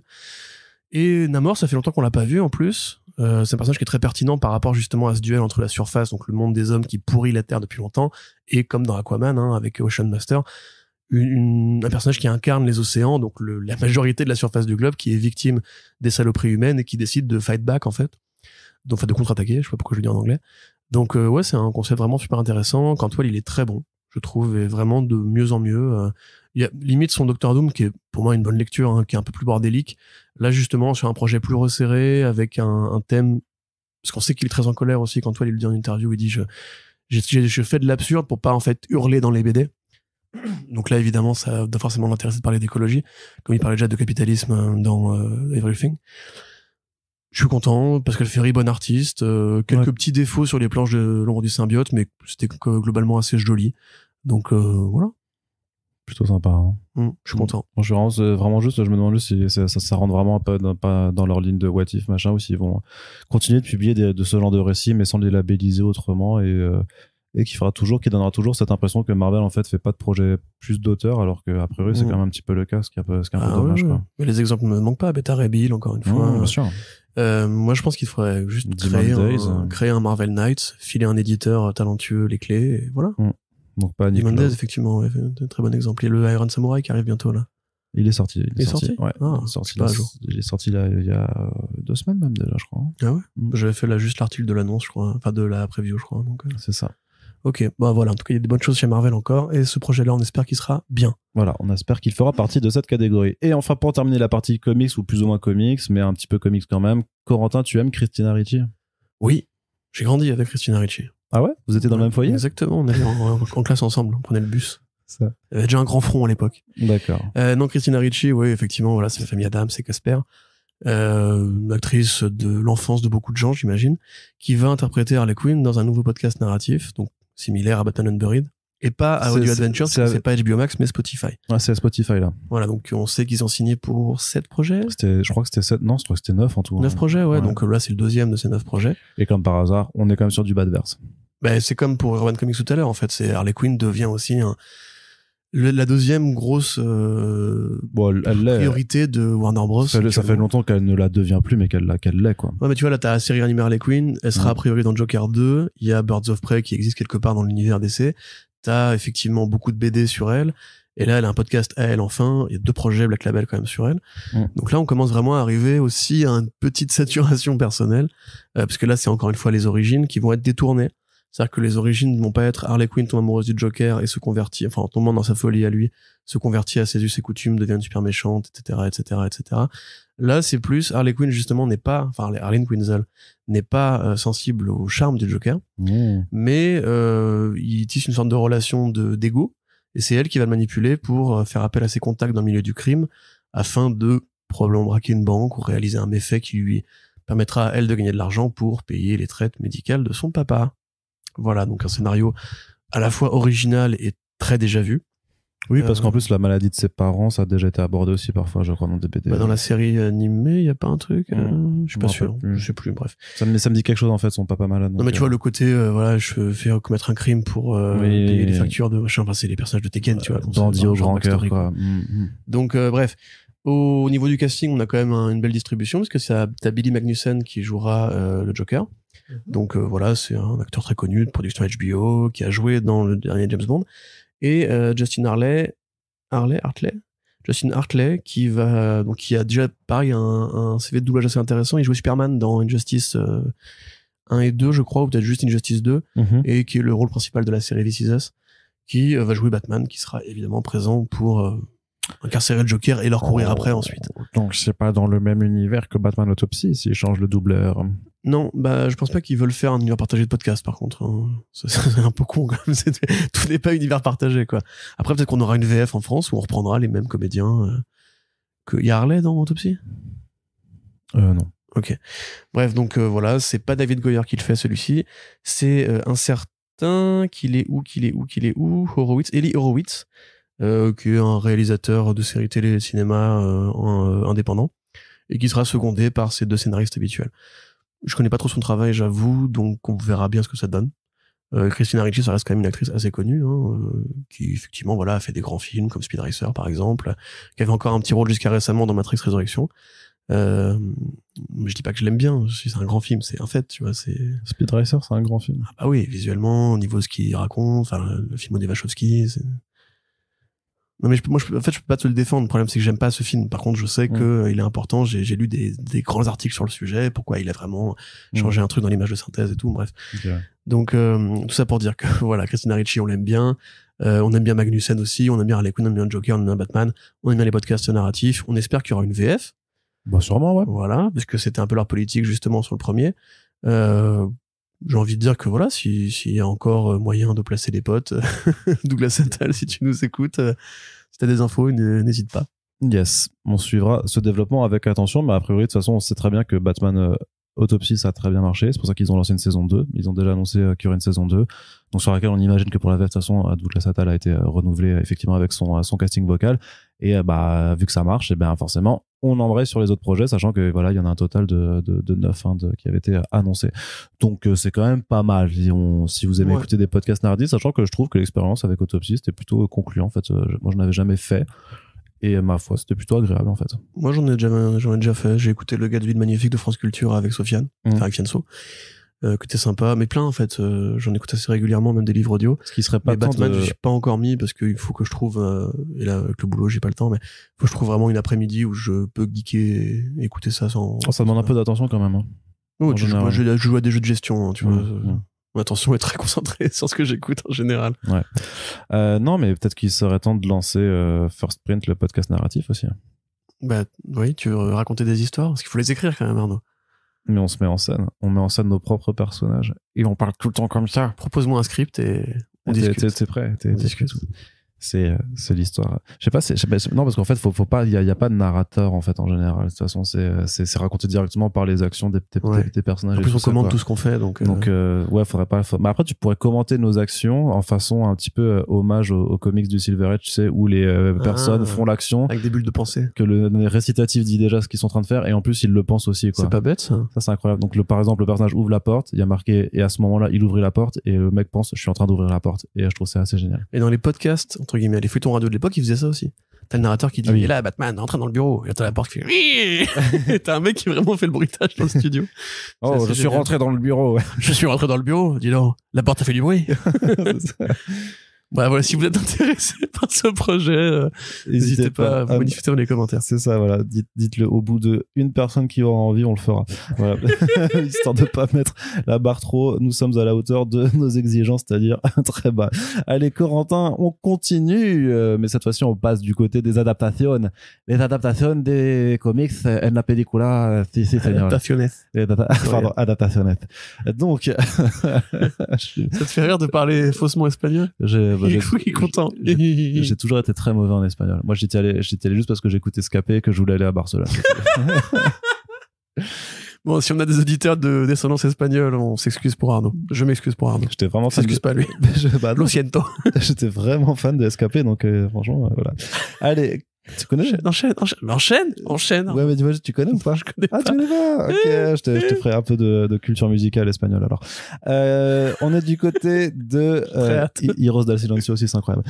Allez, Corentin, on est donc du côté des petits écrans. On va aller très vite sur certaines news. Non plus, on va pas y passer, non plus y passer une heure. C'est pour ça que je fais un peu du meublage à te parler de podcast narratif ou de mon amour pour Escapé. Donc, Gen V, c'est le nom du spin-off de The Boys qui se passe à la fac. Moi, pourtant, depuis quand même quelques semaines, je lisais à chaque fois des articles qui parlaient de The Boys Present Varsity. Donc je sais pas pourquoi maintenant c'était peut-être pas le titre officiel, c'était peut-être le nom de travail ou je sais pas, mais sachant qu'il y a quand même sera The Boys apostrophe. Bah non, parce qu'il n'y a pas de S après une apostrophe. The Boys apostrophe Gen V.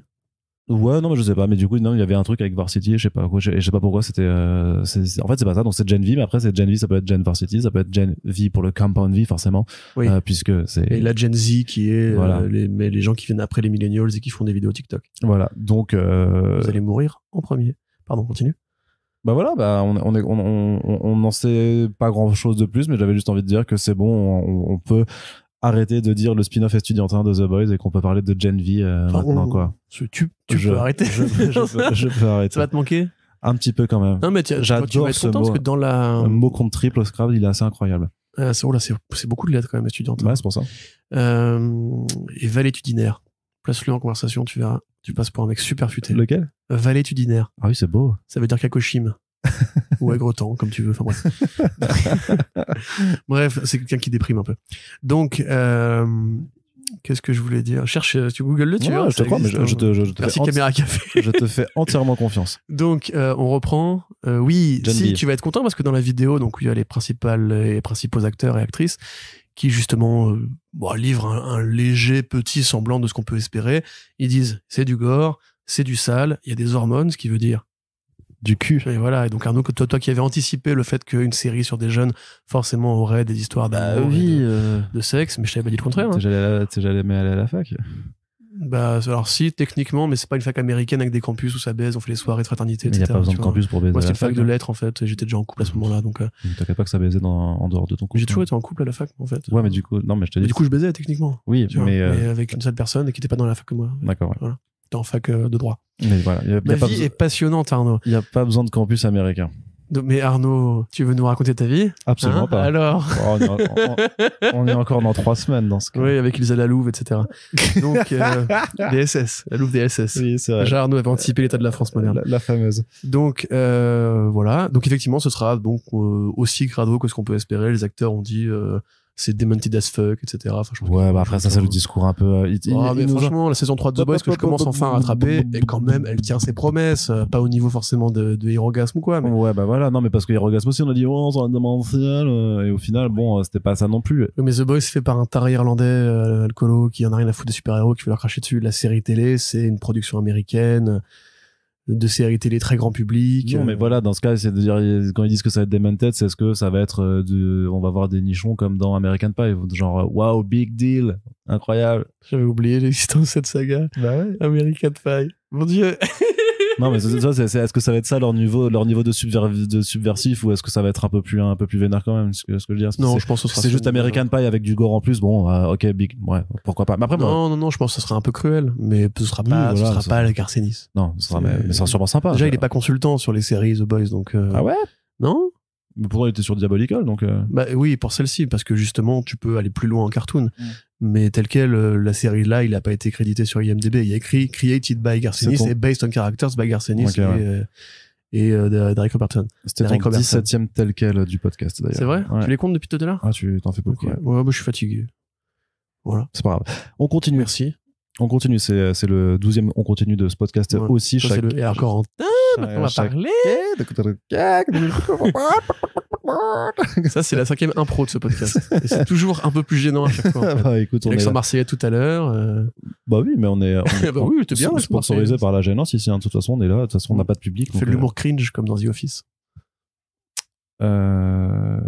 Oui. Oui. Oui, pourquoi pas. Oui. Pourquoi pas. Faudrait que je le remate. T'as vu, ils ont fait un set Lego d'ailleurs, The Office. Ouais, trop Ah, bien, trop bien, ça a trop bien. l'air Trop bien. très, très cool. Avec le bureau et le Mais le c'est- mug Best Boss. Ouais, mais c'est sûrement moins cool que le trailer sanglant et trash de Harley Quinn saison 3. Bah ça quelque part, voilà, si tu veux de l'outrecuidance, qui est plutôt sympa. Voilà, donc c'est cool effectivement parce qu'on voit que Warner Bros communique vraiment maintenant bien sur justement le côté provocateur. Bah, une semaine de la sortie, ça aurait le temps. Ouais, c'est vrai qu'ils ont, bon, on a quand même eu 3 trailers en tout. Hein. Ouais, mais ils ont tout fait sur un mois. Ouais, bah tu vois, c'est comme on disait pour Paper Girls en fait. Maintenant c'est la nouvelle norme.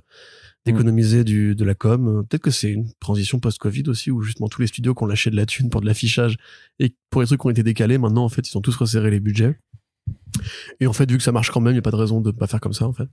Donc Harley Quinn qui sera d'ailleurs présentée à la SDCC aux fans en fan screening où il y aura a priori un panel épisode, aussi, je crois. un épisode de défisé.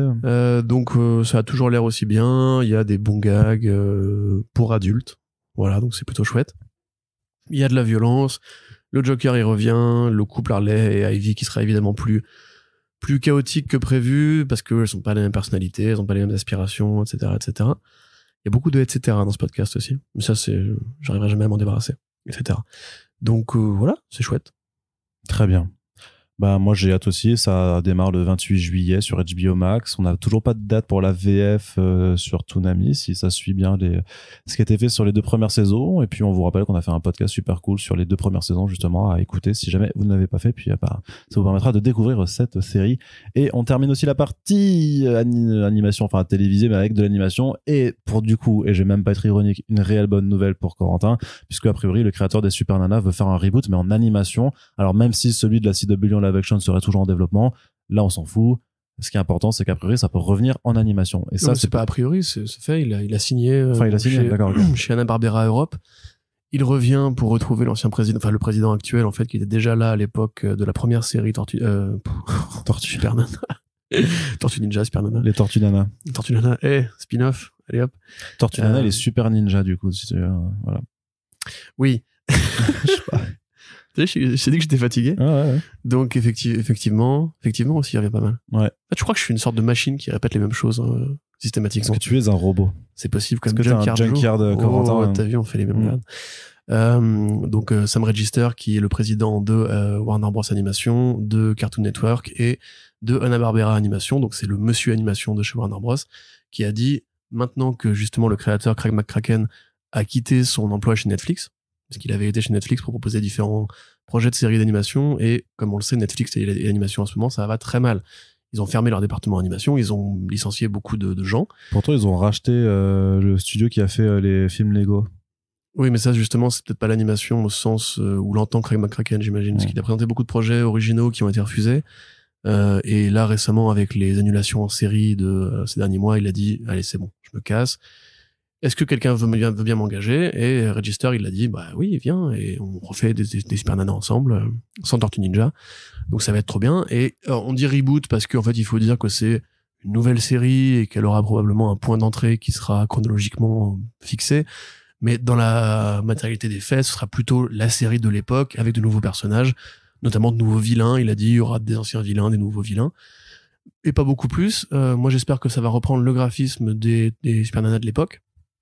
Parce que j'adore ce style à la fois rond et anguleux, hérité de Tartakovsky, et la génération Cartoon Network en général est vraiment une génération bénie pour l'animation, justement, au niveau de cette façon de concevoir les structures corporelles, les lignes de fuite, le mouvement, le côté absurde même des morphologies dans Dexter ou quoi, ou dans Samurai Jack évidemment, ou même Johnny Bravo, ouah, etc., etc. Je suis vraiment content, là, effectivement, c'est une très très bonne nouvelle, parce que c'est une série animée géniale, qui a fait encore une fois l'enfance de beaucoup de gens, et qu'un savoir-faire qui ne se perdra pas, et qui pourra inspirer une nouvelle génération de gamins qui tomberont dessus sur HBO Max probablement, ou sur Cartoon Network, mais bon, les Cartoon Networkeries finissent sur HBO Max à terme aussi. Et pour conclure, effectivement, là, il y a la série Powerpuff qui est toujours en développement, mais elle ne donne aucune nouvelle. L'an dernier, l'équipe formée par Heather Régnier et Diablo Cody, qui sont donc les productrices scénaristes de cette adaptation en images réelles et adultes des Powerpuff Girls, avait accouché d'un pilote qui avait suffi à ce que ça soit mis en pause indéfiniment, que les épisodes suivants ne soient pas commandés, ce qui est très rare à la CW quand même, où généralement on est plutôt pas regardant sur la qualité. Donc je le dis avec beaucoup d'amour. Donc un peu. Donc c'est probablement que ça devait être vraiment soit pas bien du tout, soit trop extrême, soit trop hardcore pour justement le coller à l'esthétique Super Nana, j'arrive pas. Encore une fois, je peux me passer de cette série en images réelles personnellement. Il y a des trucs que tu peux laisser dans le monde de l'enfance. C'est pas grave de pas tout réinventer, de pas tout faire en mode cynique et post Riverdale, etc. Voilà, c'est la fin de mon monologue, Arnaud. Tu vas pouvoir reprendre le micro et pose-moi ce téléphone. Mais enfin. Pardon, excuse-moi. C'est pas trop sympa. Tu m'aides même pas là. Tu me laisses bafouiller. Mais je te laisse pas bafouiller. Mais t'as pas bafouillé du tout. Je bafouille, je bégaye. Mais non, tu n'as pas bafouillé. Mais en tout cas, tu nous as permis de conclure la partie télévision et ça me fait plaisir. Donc on va pouvoir passer maintenant à la partie cinéma. Oui. Et alors qu'est-ce qui se passe du côté du cinéma Corentin? J'aimerais savoir. Écoute, voilà, les artistes de FX en ont marre, les artistes de BD en ont marre, mais Thor fait 500 millions, donc la vie c'est pourri, on va tous se foutre en l'air. Voilà. Question, c'est propre. Bah oui. Bah écoute, non mais il y a Sony qui fait des ajustements de calendrier. Par contre, c'est super bien ça. Parce que Madame Web du coup a été décalée. Oui. Et il y a un autre film mystère planifié pour 2024, sachant qu'un autre avait été retiré. Donc est-ce qu'il est réapparu? Est-ce que c'est le même? Est-ce que c'est le fameux projet El Diablo? Non, c'est peut-être un autre film. Non. El Diablo, El Muerto. El Muerto, pardon. El Muerto, il est fixé au 1er janvier 2024. Il n'a pas bougé encore. Le faire, ce film. Bon, j'espère que non, ce serait probablement Venom 3, j'imagine. Mais c'est bizarre de pas l'avoir nommé tel quel. Pourquoi pas avoir dit on fait Venom 3? C'est vrai que j'ai vu un de ces comptes de youtubeurs stupides qui a dit que qui disait est-ce que c'est Spider, non, ou alors un site, je sais plus quoi, qui disait que ce serait qui serait juste le nouveau Spider-Man, alors qu'ils ont pas compris que les Spider-Man sont annoncés par Marvel Studios, mais c'est pas grave. Ouais, puis au-delà de ça, c'est pas possible. Enfin, je crois que Marvel Studios garde encore l'exclusivité de la franchise, en tout cas du personnage de Peter Parker. Est-ce qu'il pourrait même seulement mais genre qu'ils annonçaient faire relancer la saga de Tobey Maguire, d'Andrew Garfield. Mais non, je te parle pas de ça, je te parle juste de dire que ce serait le nouveau Spider-Man avec Marvel Studios, mais juste que ce n'est pas eux qui l'annoncent. Donc ça c'est impossible pour le coup, mais voilà. Et puis ce serait trop tôt, enfin No Way Home vient juste de sortir, et puis ils auraient fait une annonce officielle en fait. Non, après moi l'autre piste c'était peut-être un film Gwen Stacy. Là encore une fois je ne sais pas qui a les droits ou est-ce qu'ils ont l'usufruit du personnage de Gwen Stacy. Qui a les droits? À mon sens il y a deux possibilités. C'est soit le film Madame Web effectivement est une sorte de Doctor Strange 2 où en fait Madame Web croise différentes Madame Web dans différents univers qui sont interprétés par les actrices qu'on a déjà citées, Celeste O'Connor, Isabella Merced, Emma Roberts et Sydney Sweeney.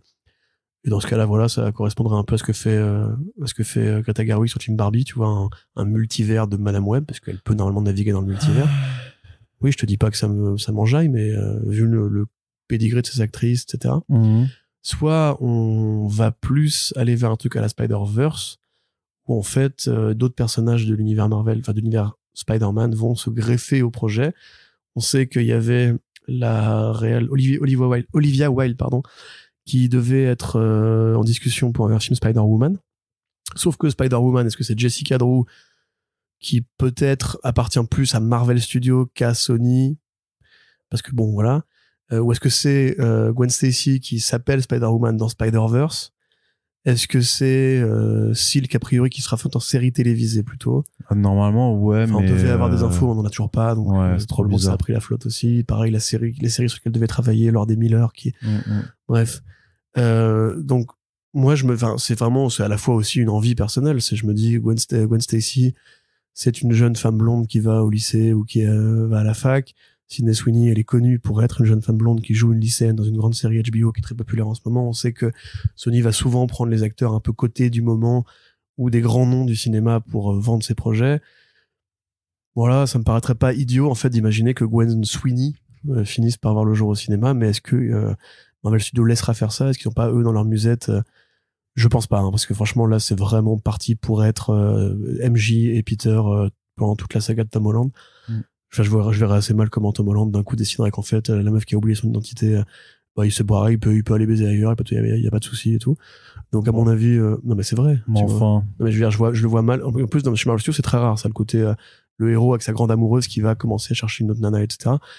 Même dans Captain America, il a vraiment dû revenir dans le passé pour retrouver sa meuf d'origine plutôt que de se retrouver une nouvelle. Et du coup, ça a donné un destin magnifique pour Sharon Carter dans Falcon et Winter Soldier, d'ailleurs. Ah, il est pas venu me chercher, et du coup, je suis devenu la méchante. C'est débile!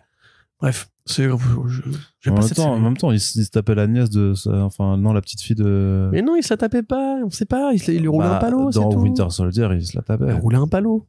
C'est un petit palo. C'est un palo tout mignon. C'est un peu sale, quand même. Parce que Captain America, c'est jamais ça. Imagine, t'embrasses la... Oui, mais oui. Je sais bien, mais bon, tu vois, Luc et Leia, j'ai envie de te dire. Ou Christine Boutin. Voilà, tu vois, ça existe dans la vraie vie. Non, mais c'est pas pour niveler par le bas, hein. Non, mais ce que je veux dire, c'est que voilà, je pense pas qu'ils utiliseraient le personnage de Gwen Stacy dans la saga Marvel Studios. Surtout que Sony, a priori, a repris un peu les commandes après, justement, la menace de virer Tom Holland et compagnie. Donc, oui, une blague avec les commandes? Non, la menace fantôme, du coup, mais... Ouais. Parce qu'elle est un peu dans le vent, quand même. Mais... Pas mal. J'aime bien ça. Et en plus, Peter Parker venait de mourir dans Poussière, donc... Il est fort. Putain! Il est fort, hein. Donc oui, voilà, moi j'aimerais bien ce truc-là, ou pareil, un film Spider-Woman avec Emma Roberts m'irait très bien aussi. De manière générale, tout m'irait. Mais il est probable que ce soit juste Venom 3. Hein. Ouais. Il faudra voir Madame Web, oui, tout m'irait. Hein, ouais. Actuellement, en cours de tournage à Boston, et on a vu des fausses publicités pour l'album de Beyoncé, premier album de Beyoncé. Donc ça veut dire qu'il y aura un flashback dans les années 2000. Parce que le film se passe dans les années 2000. Waouh! Incroyable. Et ouais, ça, c'est pas forcément une bonne chose non plus, quoi. Bon, ça dépend si t'es fan de Eminem quand il était bien, par exemple, ou... Oh, tu fais de la provocation. Oh, non, c'est vrai. Il fait de la provocation. C'était cette époque-là. C'est vrai. Avant qu'il ne fasse Venom. Ou Zack Snyder. Allez, Corentin, justement, puisqu'on parle de Snyder. Bah oui, c'est fait exprès. Ah, la transition. Elle est toute trouvée. Bah, on pensait qu'on en avait fini avec ce dossier. Hein. On pensait qu'il était là, hop, fermé. Crac, on met dans un placard, on le rouvre plus, on n'y touche pas, le film est sorti et tout ça, et c'est bon, les fans ont eu ce qu'ils voulaient. Mais c'était sans compter sur une journaliste du média Rolling Stone qui publie cette semaine en fait une longue enquête qui se charge à la fois de retracer tout le dossier Snyder Cut avec au final beaucoup d'éléments dont on était déjà en totale connaissance, mais qui a aussi réussi à mettre la main en fait sur des enquêtes internes qui avaient été commanditées par Warner, notamment il y a un an, il y a une bonne année, où en fait face à l'émergence en fait de hashtags et de tweets de plus en plus féroces en fait de la part d'une partie, donc pas de tout, mais d'une partie du fandom de Snyder en fait, a commencé à vouloir en fait savoir ce qui se passait en fait, et le rapport donc qui a été validé après par en fait 3 boîtes spécialisées dans les analytics en fait qui ont été contactées par Rolling Stone, montrait que il y avait environ 13% des comptes liés à notamment au hashtag Release the Snyder Cut et Restore the Snyderverse qui étaient vraisemblablement des faux comptes et des bots. Et en fait, pourquoi c'est important? Parce que normalement on estime que sur Twitter, sur ce genre de choses, c'est plutôt du 3-4% en fait le pourcentage de faux comptes, parce qu'il y en a toujours. Donc là, c'est un pourcentage qui est anormalement élevé, en tout cas qui est significativement plus élevé. Mais ce qui veut dire, c'est enfin ce que ça veut dire, c'est qu'il y a s'il y en a 13% de faux, bah il y en a 87% de vrais. Donc ça n'enlève pas forcément du tout on va dire la légitimité du mouvement en fait. Mais sachant que par contre que ces bots là, en fait, on parle du pourcentage dans la population, mais leur activité, si c'est des bots, c'est automatisé et que du coup, ils tweetent sans retenue, bah forcément, l'impact que ça a sur les tweets des vraies personnes, il est forcément beaucoup plus important. Et en fait, c'est la question qui se pose un petit peu, c'est ça, c'est est-ce qu'en fait, un mouvement de fans a été volontairement manipulé et on va dire militarisé, enfin weaponized, par des agences de com, ou en tout cas par des gens qui dirigent des bots et tout ça, pour en fait, réussir finalement à faire un peu plier un studio qui n'a pas forcément cédé à des revendications, parce que on vous refait pas tout le dossier. Vous savez aussi très bien que Warner a aussi changé son fusil d'épaule sur la question de la Snyder Cut, parce qu'il y avait du contenu à produire pour une plateforme qui était en demande de contenu et d'abonnés. Et a priori, à l'époque, à pas cher. Voilà. Et mais sauf que en fait, ce qui est intéressant aussi, c'est de voir que visiblement, en tout cas, le papier affirme que Zack Snyder, en fait, depuis 2016, a quand même de façon très consciente et très intelligente aussi mené en fait la campagne du côté des fans en fait à volontairement aussi. Ça c'est factuel aussi. Oui, je veux dire, on a vu tous les posts Véro, on en a relayé une bonne partie d'ailleurs. Et c'est même pas injurieux de le dire. Je veux dire, le mec évidemment, il joue avec les armes qu'il a, quoi. Il s'est fait débouter par un studio après le suicide de sa belle-fille. En fait, il se faisait déjà débouter avant. Hein. C'est un peu normal qu'il voit qu'il y a un mouvement de gens qui le soutiennent. Il lâche pas l'affaire. Parce que les gens qui ont dit que grosso modo on faisait passer pour un manipulateur, de fait, il y a d'autres réalisateurs qui ont essayé de militer contre des studios un peu carnassiers. À mon avis, c'est pas lui qui a commandé par contre les menaces de mort ou la création des bots, mais qui sont encore une fois deux réalités qui sont apparues à l'aune de ce mouvement, et ça n'enlève rien à ceux qui se sont battus légitimement pour faire valoir la vision d'un réalisateur sur un film. Moi, ce qui m'emmerderait plus, tu vois, c'est qu'il n'y a pas vraiment eu de conséquences derrière sur le reste de la production hollywoodienne, tu vois. C'est que les gens qui se disent on a lutté pour la liberté créative d'un individu. Oui, c'est vrai dans un cas de figure, mais où étiez-vous justement pour d'autres projets qui ont été sabrés ensuite, ou même des films qui sont sortis précédemment, le Predator de Guy Ritchie, non, de Shane Black, le King Arthur de Guy Ritchie. D'ailleurs, on sait que Guy Ritchie c'est quand même un réel populaire. Il y a des films qui se font sabrer très régulièrement, c'est ce qu'on avait déjà dit à l'époque, et bizarrement ils ne mobilisent pas la communauté Snyder Cut de la même façon que les levées de fonds contre le suicide, qui sont un peu maintenant brandis comme une sorte de médaille. Regardez, on est aussi des gens bien, on n'est pas que des relous ou des fans de ce film-là. Moi, j'ai du mal à voir, entre guillemets, précisément la concrétude de ça après la sortie du film. Tu vois, il n'y a pas eu non plus... Même Zack Snyder pourrait faire un film, je ne sais pas, pour parler un petit peu de ce sujet-là, ou les fans pour faire des documentaires par rapport à ça, etc. Oui, et je crois qu'ils ont voulu financer un documentaire sur le mouvement Snyder Cut. Je sais pas si ça a réussi ou pas, ou si ça a été fait. Je pense déjà. Que c'est pas du tout impossible. Enfin, c'est pas du tout infaisable. Hein. Mais voilà, c'est plus ça qui me surprend, parce que moi, en fait, contrairement à toi, je ne suis pas connecté à ce point à l'actualité américaine autour de ce sujet, de Restore Snyderverse et tout. J'avais plus ou moins compris qu'en fait, les gens étaient contents et que ceux qui avaient participé au mouvement étaient fiers d'eux. Mais là, j'ai assisté vraiment à la mutation et à la transformation de ce truc qui était au départ une communauté mixte de plusieurs personnes, avec ceux qui, grosso modo, sont contents et ont déjà tourné la page et sont même prêts à accepter l'idée qu'il n'y aura pas de Snyderverse, ceux qui continuent à espérer un peu et qui mitraillent encore à leur rythme, mais sans intention méchante et sans comportement toxique, et une partie, que j'espère minoritaire de ce mouvement, qui a vraiment évoluer vers quelque chose qui est presque de l'ordre du sectaire, en fait. Et on y a assisté en direct en publiant l'article, justement. Bon, pour ceux qui pensent que c'est pas, que c'est exagéré, etc., là, tout est trouvable sur Internet. Il y a effectivement eu du harcèlement. Il y a effectivement eu de la provocation. Il y a effectivement eu du spamming. Il y a eu des débats très compliqués où on s'approchait vraiment même de théories complotistes, en fait, à valider que Warner Bros, en fait, serait frontalement opposé à ce que Zack Snyder travaille un jour dans l'industrie du cinéma, que l'enquête a été pilotée à distance par des agents de Walter Hamada qui seraient voilà un vil fripouille façon le chiffre qui reste chez lui en se frottant les mains. Et parce que l'article sort le jour en fait de la sortie en VOD du film, et donc ce serait commandité pour faire flopper le truc parce que ce serait un événement, alors qu'en réalité, à part pour les fans ultra, c'était un événement pour personne d'autre, puisque j'ai même envie de te dire que ça m'a rappelé l'existence de la Snyder Cut en fait, parce que parce que le mouvement a marqué, mais le film lui-même, est-ce que finalement il a eu tant d'écho que ça si on met le mouvement de côté, tu vois? Non, au final, je suis désolé, moi j'ai bien aimé le film, c'est pas une critique formelle sur la qualité du projet que je trouve effectivement bien sûr meilleur que le Justice League de Joss Whedon, et même j'ai envie de te répondre de dire pour moi meilleur que BVS, mais le fait est que c'est pas le meilleur film de Zack Snyder. Il faut qu'on admette collectivement cette donnée.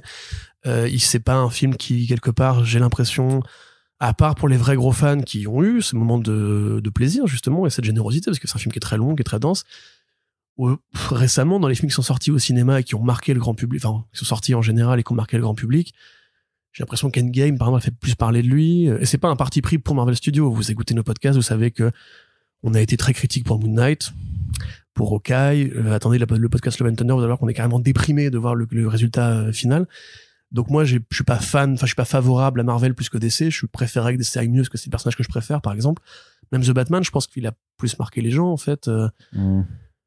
Bah si, j'ai l'impression, moi je trouve le consensus critique en tout cas était supérieur, la sortie du film était un plus gros pavé dans la mare. Doctor Strange 2 aussi, Spider-Man No Way Home aussi, tu vois. Parce que Snyder Cut est pas sorti au cinéma au final. Donc... Oui, c'est sûr, mais quand bien même il y a des films qui sortent en VOD de plus en plus souvent, il y en a qui marquent plus leur oui, non, époque, mais de toute façon, ça a aussi été chiffré par rapport, alors après avec des applications tierces parfois qui sont pas forcément super fiables, mais à partir du moment où c'est la même application qui estime en fait avec les mêmes protocoles de calcul des données, si donc c'est Samba TV qui est pas ouf non plus, mais qui dit en fait que d'autres films ont mieux marché, qu'au final les vues ne sont pas aussi importantes que celles qui étaient attendues, montre en fait que forcément en fait, et je pense qu'à la lumière justement de cette enquête, c'est pas forcément déconnant de dire que si on pensait que ça allait faire plus de bruit, c'est parce que justement le bruit était amplifié de façon artificielle, et que la réalité c'est que en fait peut-être que les vrais fans qui ont acheté le truc et qui ont soutenu ça, en fait au lieu de donner l'impression d'être 5 millions, ils étaient, et c'est déjà bien, mais ils étaient que 500 000, et forcément ça se répercute après sur des ventes et tout ça. Mais en plus le truc qui est un peu bizarre dans ce délire complotiste de dire ouais c'est sorti le papier exprès pour le jour de la sortie, c'est que en fait je pense que Tatiana, la journaliste de Rolling Stone, on a rien à battre de la VOD de la Snyder Cut. C'est juste que ça reste un truc, c'est un produit qui sort dont tous les sous seront reversés par Warner, donc Warner en fait n'a aucune envie de s'aborder la sortie de son propre produit en numérique, parce qu'en fait Warner a retourné sa veste, mais l'idée c'était de faire de l'argent avec il gagne toujours de l'argent sur Zack Snyder, donc faut pas non plus être, tu vois, moi on m'a reproché d'être naïf, de ne pas voir les signaux. C'est vraiment l'impression de parler avec des antivax, tu vois, qui m'ont dit mais ouvre les yeux, suis les infos. Évidemment on ne me donne pas les infos.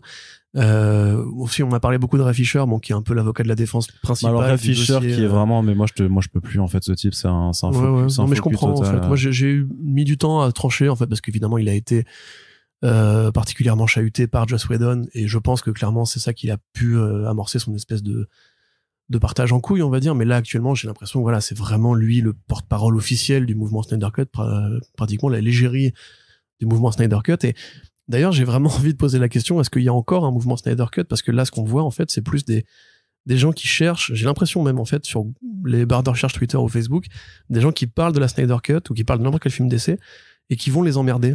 Parce que là vraiment il y a eu des phénomènes de groupe où ils se relayaient entre eux en fait, en mode genre viens, on va aller faire chier tel mec. Essayer d'argumenter avec ces gens-là qui en fait vont juste te répondre une donnée mensongère en fait, qui vont dire c'est pas vrai, il y a pas de bot. Tu dis bah si, parce que ça a été prouvé en fait, donc il faut que tu me prouves le contraire, il faut que tu me dises pourquoi il y a pas eu de bot. Ils te répondent non mais il y a pas eu de bot. Tu dis bah oui mais du coup explique. Mais ce qui est d'autant plus pire, parce qu'en fait si c'était beau dire qu'il y avait pas eu de bot parce qu'ils disent que ce serait un truc qui voudrait dévaloriser en fait leur engouement et leur ferveur de fans et tout ça, mais sauf que quand tu fais ça et que dans les réponses et tout ça, en fait tout ce que tu fais c'est parce que du coup moi je parle en mon nom, mais moi du coup j'ai eu droit à des insultes, j'ai eu droit à, justement j'ai harcèlement non mais voilà, en bonne et due forme, tout un groupe de gens avec des signes distinctifs dans leur profil en fait qui me taguaient, mais c'est genre sur une quinzaine de tweets pendant 1 heure en fait, tu vois, de faire des tweets en boucle machin. Moi j'ai dû masquer, me désinscrire heureusement on peut quitter les discussions maintenant aussi, tu vois, et parce que sinon bah mon truc désemplissait pas, quoi, tu vois, et par des comptes qui avec 37 000 abonnés, ce genre de choses, enfin des trucs où tu Mais dis plus, bon en fait il y avait pas de discours frontal, c'était juste en fait la meuf est pilotée par Warner Bros, donc c'est une honte, vous faites pas de travail journalistique, etc. Mais ce que je veux dire c'est que attends, non, parce que j'avais tu pas dis mais fini. c'est quoi ton contre-argumentaire par rapport en fait à ça, à part harceler en fait? Ça veut dire en fait grosso modo, dès que tu dis du mal de la Snyder Cut, tu vois, c'est communauté. Oui, non, c'est dès que t'en parles, en fait, pour dire aux choses que Zack Snyder est un dieu et Warner Bros, c'est Satan, les mecs vont tomber dessus en masse. Et vraiment, moi, j'ai assisté au phénomène, parce que je me suis dit, quand même, je vais pas être laissé seul pour une fois dans la mêlée. Et je me déconnecte pendant 1 heure ou 2, et je reviens, et j'ai vu ces comptes, mais qui vraiment postaient des gifs de la Snyder Cut avec le même message, en te taguant toi et la journaliste qui a écrit cet article-là. Mais là, comment tu peux ne pas dire qu'il y a pas de harcèlement après? Bah, c'est ça. C'est qu'au pire, si en plus, la limite, c'était la bonne occasion pour dire, bah, regardez, en fait, les harceleurs, c'était juste de l'amplification artificielle de quelques minorités. Mais là, en fait, tout ce qu'ils ont montré, c'est qu'en fait, bah, c'est que la minorité, elle existe toujours et qu'elle est toujours vénère et qu'en fait, c'est bien, ok, bah, c'est encore pire parce qu'au final, ça montre que les mauvais comportements, c'était pas des bots, c'était des personnes bien réelles. Donc, à un moment, bah. Je trouve que c'est pire qu'avant. C'est limite, c'est champion, les gars. Vous venez de prouver juste que tout le monde dit de vous, depuis des années. Donc, bon. Mais c'est, en fait, voilà, et c'est ce qu'il faut rappeler encore une fois, juste pour ceux qui pourraient, enfin celles et ceux qui nous écoutent, on sait qu'il y a des fans du cinéma de Zack Snyder qui nous écoutent, et je vous rassure, c'est aussi notre cas. Moi, j'ai bien aimé son film de zombies avec James Gunn, j'aime beaucoup le film 300, qui je pense d'ailleurs reste une de mes adaptations préférées pour ce qu'elle fait en tant qu'adaptation case par case, qui crée une vraie fusion entre la bande dessinée en narration séquentielle et le cinéma qui bouge, comme Sin City d'ailleurs. Je pense que c'est les deux films sortis d'une année sur l'autre qui ont vraiment montré ce que l'image numérique pouvait apporter au cinéma d'adaptation. Watchmen, voilà, qui est un film que j'aime beaucoup, j'en ai déjà parlé plusieurs fois, je vois ce qu'il a de compliqué, je vois comment la scène du viol du spectre soyeux, évidemment, est filmée de manière très particulière, et à l'aune des débats modernes sur la présentation, etc., on peut trouver cette scène dégueulasse, mais le reste du film, franchement, vu le challenge que c'était de faire Watchmen, moi je le mets encore régulièrement, des scènes de Dr. Manhattan sur Mars, je la trouve géniale, l'utilisation de la musique, etc. Man of Steel, qui reste, on va en parler d'ailleurs juste après, probablement mon film Warner de cette période-là préféré. J'ai mis du temps à l'aimer, mais plus je le remate, plus je l'aime bien.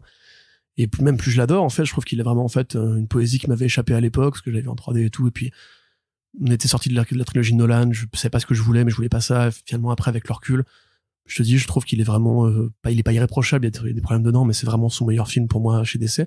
Arnaud, BVS, dès qu'il a fallu dire que la version longue était mieux, il y a une critique écrite qui le dit. Et Justice League, encore une fois, même Arnaud n'a pas détesté la version de Whedon, il a dit que c'était un film chiant. Et depuis le début, on a toujours, nous, journalistes, dit que c'était le problème, c'était Warner Bros et les ingérences qu'ils avaient propagées. Après, une fois que le mouvement Snyder Cut s'est lancé et qu'on a vu les débordements, on a critiqué les débordements, et là, c'est notre erreur éventuellement, on a cru que ça n'arriverait jamais, et donc, devant, entre guillemets, le peu d'espoir que ça pouvait susciter, on s'est dit que c'était beaucoup d'agressivité pour rien. Il y avait une absence de fait aussi. Voilà, et donc, effectivement. Et on sait que pendant des années, ils n'ont pas voulu le faire. Et donc ça, c'était vrai aussi. Et donc, on s'est énervé contre les forceurs et les harceleurs, parce qu'il y avait des forceurs et des harceleurs, mais jamais contre l'ensemble des fans de Zack Snyder. Et de la même façon qu'à chaque podcast où on dit que le montage a l'air un peu chancelant, encore une fois, pour Thor Love and Thunder, c'est pareil. Nous, on est pour les artistes et pas pour les studios. Que Joss Whedon soit devenu le bouc émissaire ultime, je trouve ça à la fois mérité, parce que c'est un connard, et totalement anormal, vu qu'en fait, les gens qui, justement, appliquent ces logiques-là sont en poste partout à Hollywood et pas juste sur les films de super-héros, et qu'en fait les fans de Zack Snyder, justement, au lieu d'utiliser leur plateforme pour répandre ce message de laisser les directeurs, les réalisateurs faire leur version des films, sortez les films qui ont été charcutés par le passé, au lieu de faire ça, en fait, ils se contentent de dire restore the Snyderverse. Or, et je suis désolé, peut-être que j'aurai tort dans 3 ans, peut-être que David Zaslav se dira tiens, c'est vrai que c'est pas con en fait, avec la polémique Ezra Miller, est-ce que finalement on va peut-être pas ramener justement ce personnage-là de l'époque et tout. J'en doute, mais voilà, si jamais ça devait arriver, ce serait encore une fois pas une victoire du mouvement Restore the Snyderverse, ce serait l'échec d'un studio qui n'a pas réussi à construire derrière et à fédérer derrière. Et encore une fois, l'agressivité, même les menaces ou quoi, je suis désolé, mais si demain on apprend par exemple que Zack Snyder il a acheté une canette sur un enfant malade, on va pas s'empêcher de le dire pour pas par peur en fait des répercussions. Vous pouvez continuer à harceler, envoyer vos messages, etc., etc. Mais le travail qu'on fait, c'est un travail de journaliste, c'est pas un travail de militant. Donc quand une donnée apparaît sur Snyder Cut, ou sur Zack Snyder, ou sur ce cinéma-là, bonne ou mauvaise, on se doit de la relayer. Il n'y a pas de parti pris, en fait, par rapport à ça. Donc ça sert à rien d'essayer, en fait, de silencier, non, ça se dit pas ça, de muter, de faire taire, extraordinaire, de faire taire, justement, les journalistes qui font leur travail.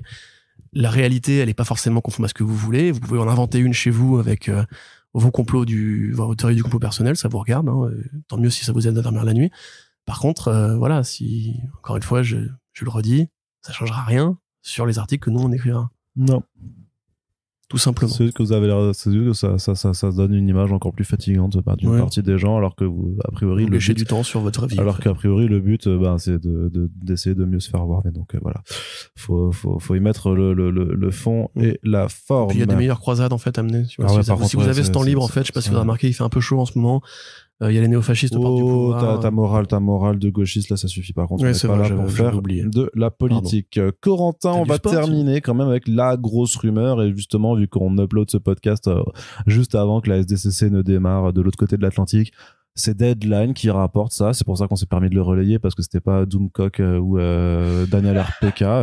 Donc c'est quand même des gens un peu plus fiables, en tout cas dans le pourcentage de fiabilité est supérieur à 20%. Donc c'est pour ça qu'on se dit qu'on va aller en parler, mais qui laisse entendre que Henry Cavill pourrait apparaître à la San Diego Comic-Con et pour parler de Superman, ce qui serait quand même assez ouf par rapport à tout le suivi du dossier qu'on a depuis des années, où ça a toujours été extrêmement, enfin justement les Deadline, Hollywood Reporter, tout ça ont toujours écrit qu'il y avait plus de Superman, en tout cas par Henry Cavill, parce que justement après l'échec de Justice League et tout ça, de toute façon il ne voulait plus de ce Superman-là et de cet univers de façon générale, que les derniers projets qu'on a eu sur Superman parlent d'un Superman noir à chaque fois. Et que les films où il devait apparaître, la fin de Shazam. Oui, la fin de Shazam. C'était un cascadeur qui portait le costume d'Henry Cavill, et la fin de Peacemaker, il était filmé dans le noir et c'était encore une fois un cascadeur. C'est ça. Parce donc, que c'était une question de contrat, en fait, qui faisait qu'il avait pas le temps ou qu'il pouvait pas apparaître, tout ça.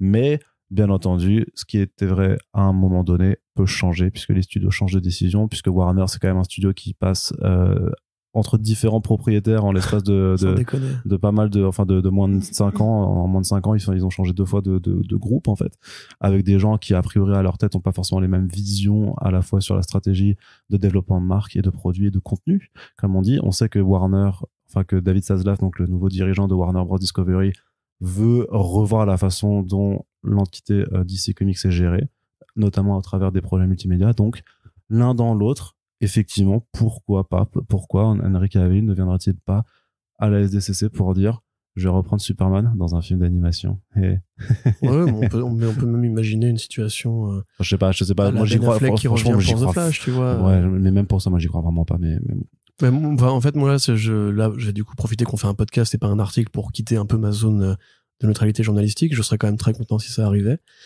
Je l'ai déjà dit, hein, moi, cette année, Seacoast, c'est J.J. Abrams veulent faire leur film Superman, militant engagé, très bien, évidemment, je serais ravi. Mais je vois pas, en fait, en quoi ça invalide l'idée que le film Man of Steel 2 qu'on aurait dû avoir, qui avait été discuté par Christopher McQuarrie, qui est un pote d'Henry Cavill, et après avec qui il a tourné sur Mission Impossible 6. Et, Matthew Vaughn aussi, qui voulait faire Man of Steel 2, un truc plus lumineux et tout, bon. Vu ce qu'il a fait récemment sur les Kingsman, finalement c'était pas si mal que ça soit pas arrivé, mais même Zack Snyder, moi, s'il veut revenir faire un Man of Steel non mais par contre Zack Snyder ne peut plus bosser chez Warner. Mais j'aurais aimé qu'en fait avant BVS même on ait ce deuxième film qui justement permette d'installer l'idée que cette franchise Superman n'était pas juste le véhicule de l'univers DC partagé, parce que quelque part Wonder Woman a eu droit à des films toute seule après BVS et Justice League, Aquaman pareil. Pourquoi Henry Cavill, qui est un acteur quand même, je prends un pari, je pense qu'il est plus populaire que Gal Gadot. Hop, j'ai jeté ma balle dans la boîte. Et panier. Voilà. Et pour de bonnes raisons, c'est un bon acteur, il a une bonne gueule, c'est un bon client des studios, il sait se mettre au service d'un produit et tout. Il a cette musculature qui s'adapte bien au cinéma d'action, il a le physique pour Superman. Je sais pas, mais ça m'énerve en fait, tu vois, quand j'y pense justement, je me dis mais pourquoi ils sont... Parce que là, on n'a pas détaillé dans le côté, effectivement, les décisions de Warner Bros, etc. Mais il y a quand même des tonnes de projets qu'ils ont envoyés au feu, qui étaient des projets qui avaient l'air intéressants, et des trucs qui sont jamais montés, etc. Et puis même, il y a des bons trucs à récupérer, en fait, de l'héritage de Zack Snyder. Moi, j'aurais été intéressé. Bon, après, les pistes de scénario qu'on a eu depuis avaient l'air un peu plus saucisses que prévu, mais le Batman de Ben Affleck, il a fait The Town, il a fait Argo, c'est un bon réalisateur, et en Bruce Wayne, il était plutôt bon, quoi. Donc, moi, personnellement, voilà, s'il vient, et on remet les énormes pincettes de circonstances, c'est une phrase dans le long article fait Deadline pour annoncer les dates de conférence de la SDCC. Ouais, donc voilà. Mais s'ils prennent le temps de le dire eux, voilà. Tu vois, c'est pas des scoopers, c'est pas des clippers, ils ont même tweeté là-dessus, donc c'est-à-dire qu'ils considèrent que c'est une info qui est assez légitime pour, voilà. Moi, voilà, même si c'est pour un film d'animation, je sais pas s'ils font The Lego Superman avec l'équipe de The Lego Batman, je suis pas mécontent non plus, tu vois. Et puis, en fait, j'aime bien Henry Cavill. Je trouve que c'est un bon Witcher, c'est un bon Clark Kent, c'est un bon Sherlock Holmes. Voilà, j'ai envie de te dire, c'est quand nos parents avaient Schwarzenegger, qui était pas le meilleur acteur du monde, mais qui était une musculature sympathique, qui savait jouer différents trucs, qui était charismatique, qui était cool, qui était un héros de blockbuster né, en fait.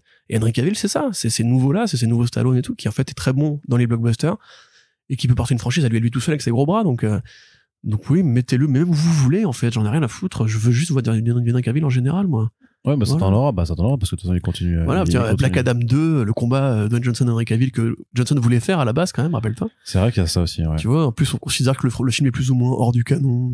Tu dis c'est une continuité, voilà, on se fait plaisir. Ouais. Et par contre, si ça arrive, les restores de Snyderverse sur les réseaux, je vais les masquer tout de suite parce que ça va m'agacer. Mais ça va être très bizarre, surtout sur les modalités de son retour, de qu'est-ce que ça inclurait, tout ça, parce que je te dis, enfin ouais, c'est pour ça que j'y crois pas une seconde. Mais ce qui est bien, c'est que dans 4 jours, on enregistre un nouveau podcast pour le bilan de la SDCC et on aura la réponse après cette question. Peut-être qu'il vient juste pour faire un passage de témoin avec Michael B. Jordan. Non, je pense pas non plus. Mais on verra bien. On verra bien. Vous avez 4 jours pour spéculer. Corentin, on va se quitter là-dessus. Merci à toutes et tous de nous avoir écoutés. On espère que les front pages ça vous plaît, que vous êtes toujours nombreux et nombreuses à l'écouter. Et si vous le faites, c'est parce que vous kiffez, hein, c'est pas. Ou alors... Dites-nous si vous aimez l'accent marseillais d'Arnaud, tout à fait. Et l'espagnol aussi. Ouais, c'est vrai. Et les improvisations d'Arnaud sur les podcasts narratifs. Ouais, aussi, ouais. C'est vrai. Ça pourrait être pas mal. La vie sexuelle d'Arnaud à la fac. Tout à fait aussi. C'est bon, t'as tout listé? Écris un bouquin un jour, frère. Peut-être. On veut savoir. Peut-être que je le ferai. Et donc, qu'est-ce que je voulais dire? Oui, donc si ça vous plaît, vous pouvez commenter, effectivement, répondre à toutes les questions que Corentin a posées. Et surtout, faut partager les podcasts partout, sur les réseaux sociaux, partout. Et même quand vous prenez, même si vous l'avez pas écouté le jour même de la sortie, le jour même du post, remontez sur le fil Twitter et sur les trucs Facebook et partagez-les aussi en disant « Oh, j'ai écouté le dernier front page, j'ai bien aimé, c'était super intéressant. Et les copains, est-ce que vous aimez les comics? Eh ben, si vous aimez les comics, eh ben, vous pouvez partager ce podcast, il est vachement bien. Réviser pour le concours du Batman Day. Oui. Allez, Arnaud. Oui, allez, on y va. On va les réviser pour le concours du mois Batman. Et comme ça, on sera les plus grands fans de Batman en France. Ouais. D'ailleurs, j'ai une question à te poser. Oui. C'est qui le plus fort entre Hulk et Thor?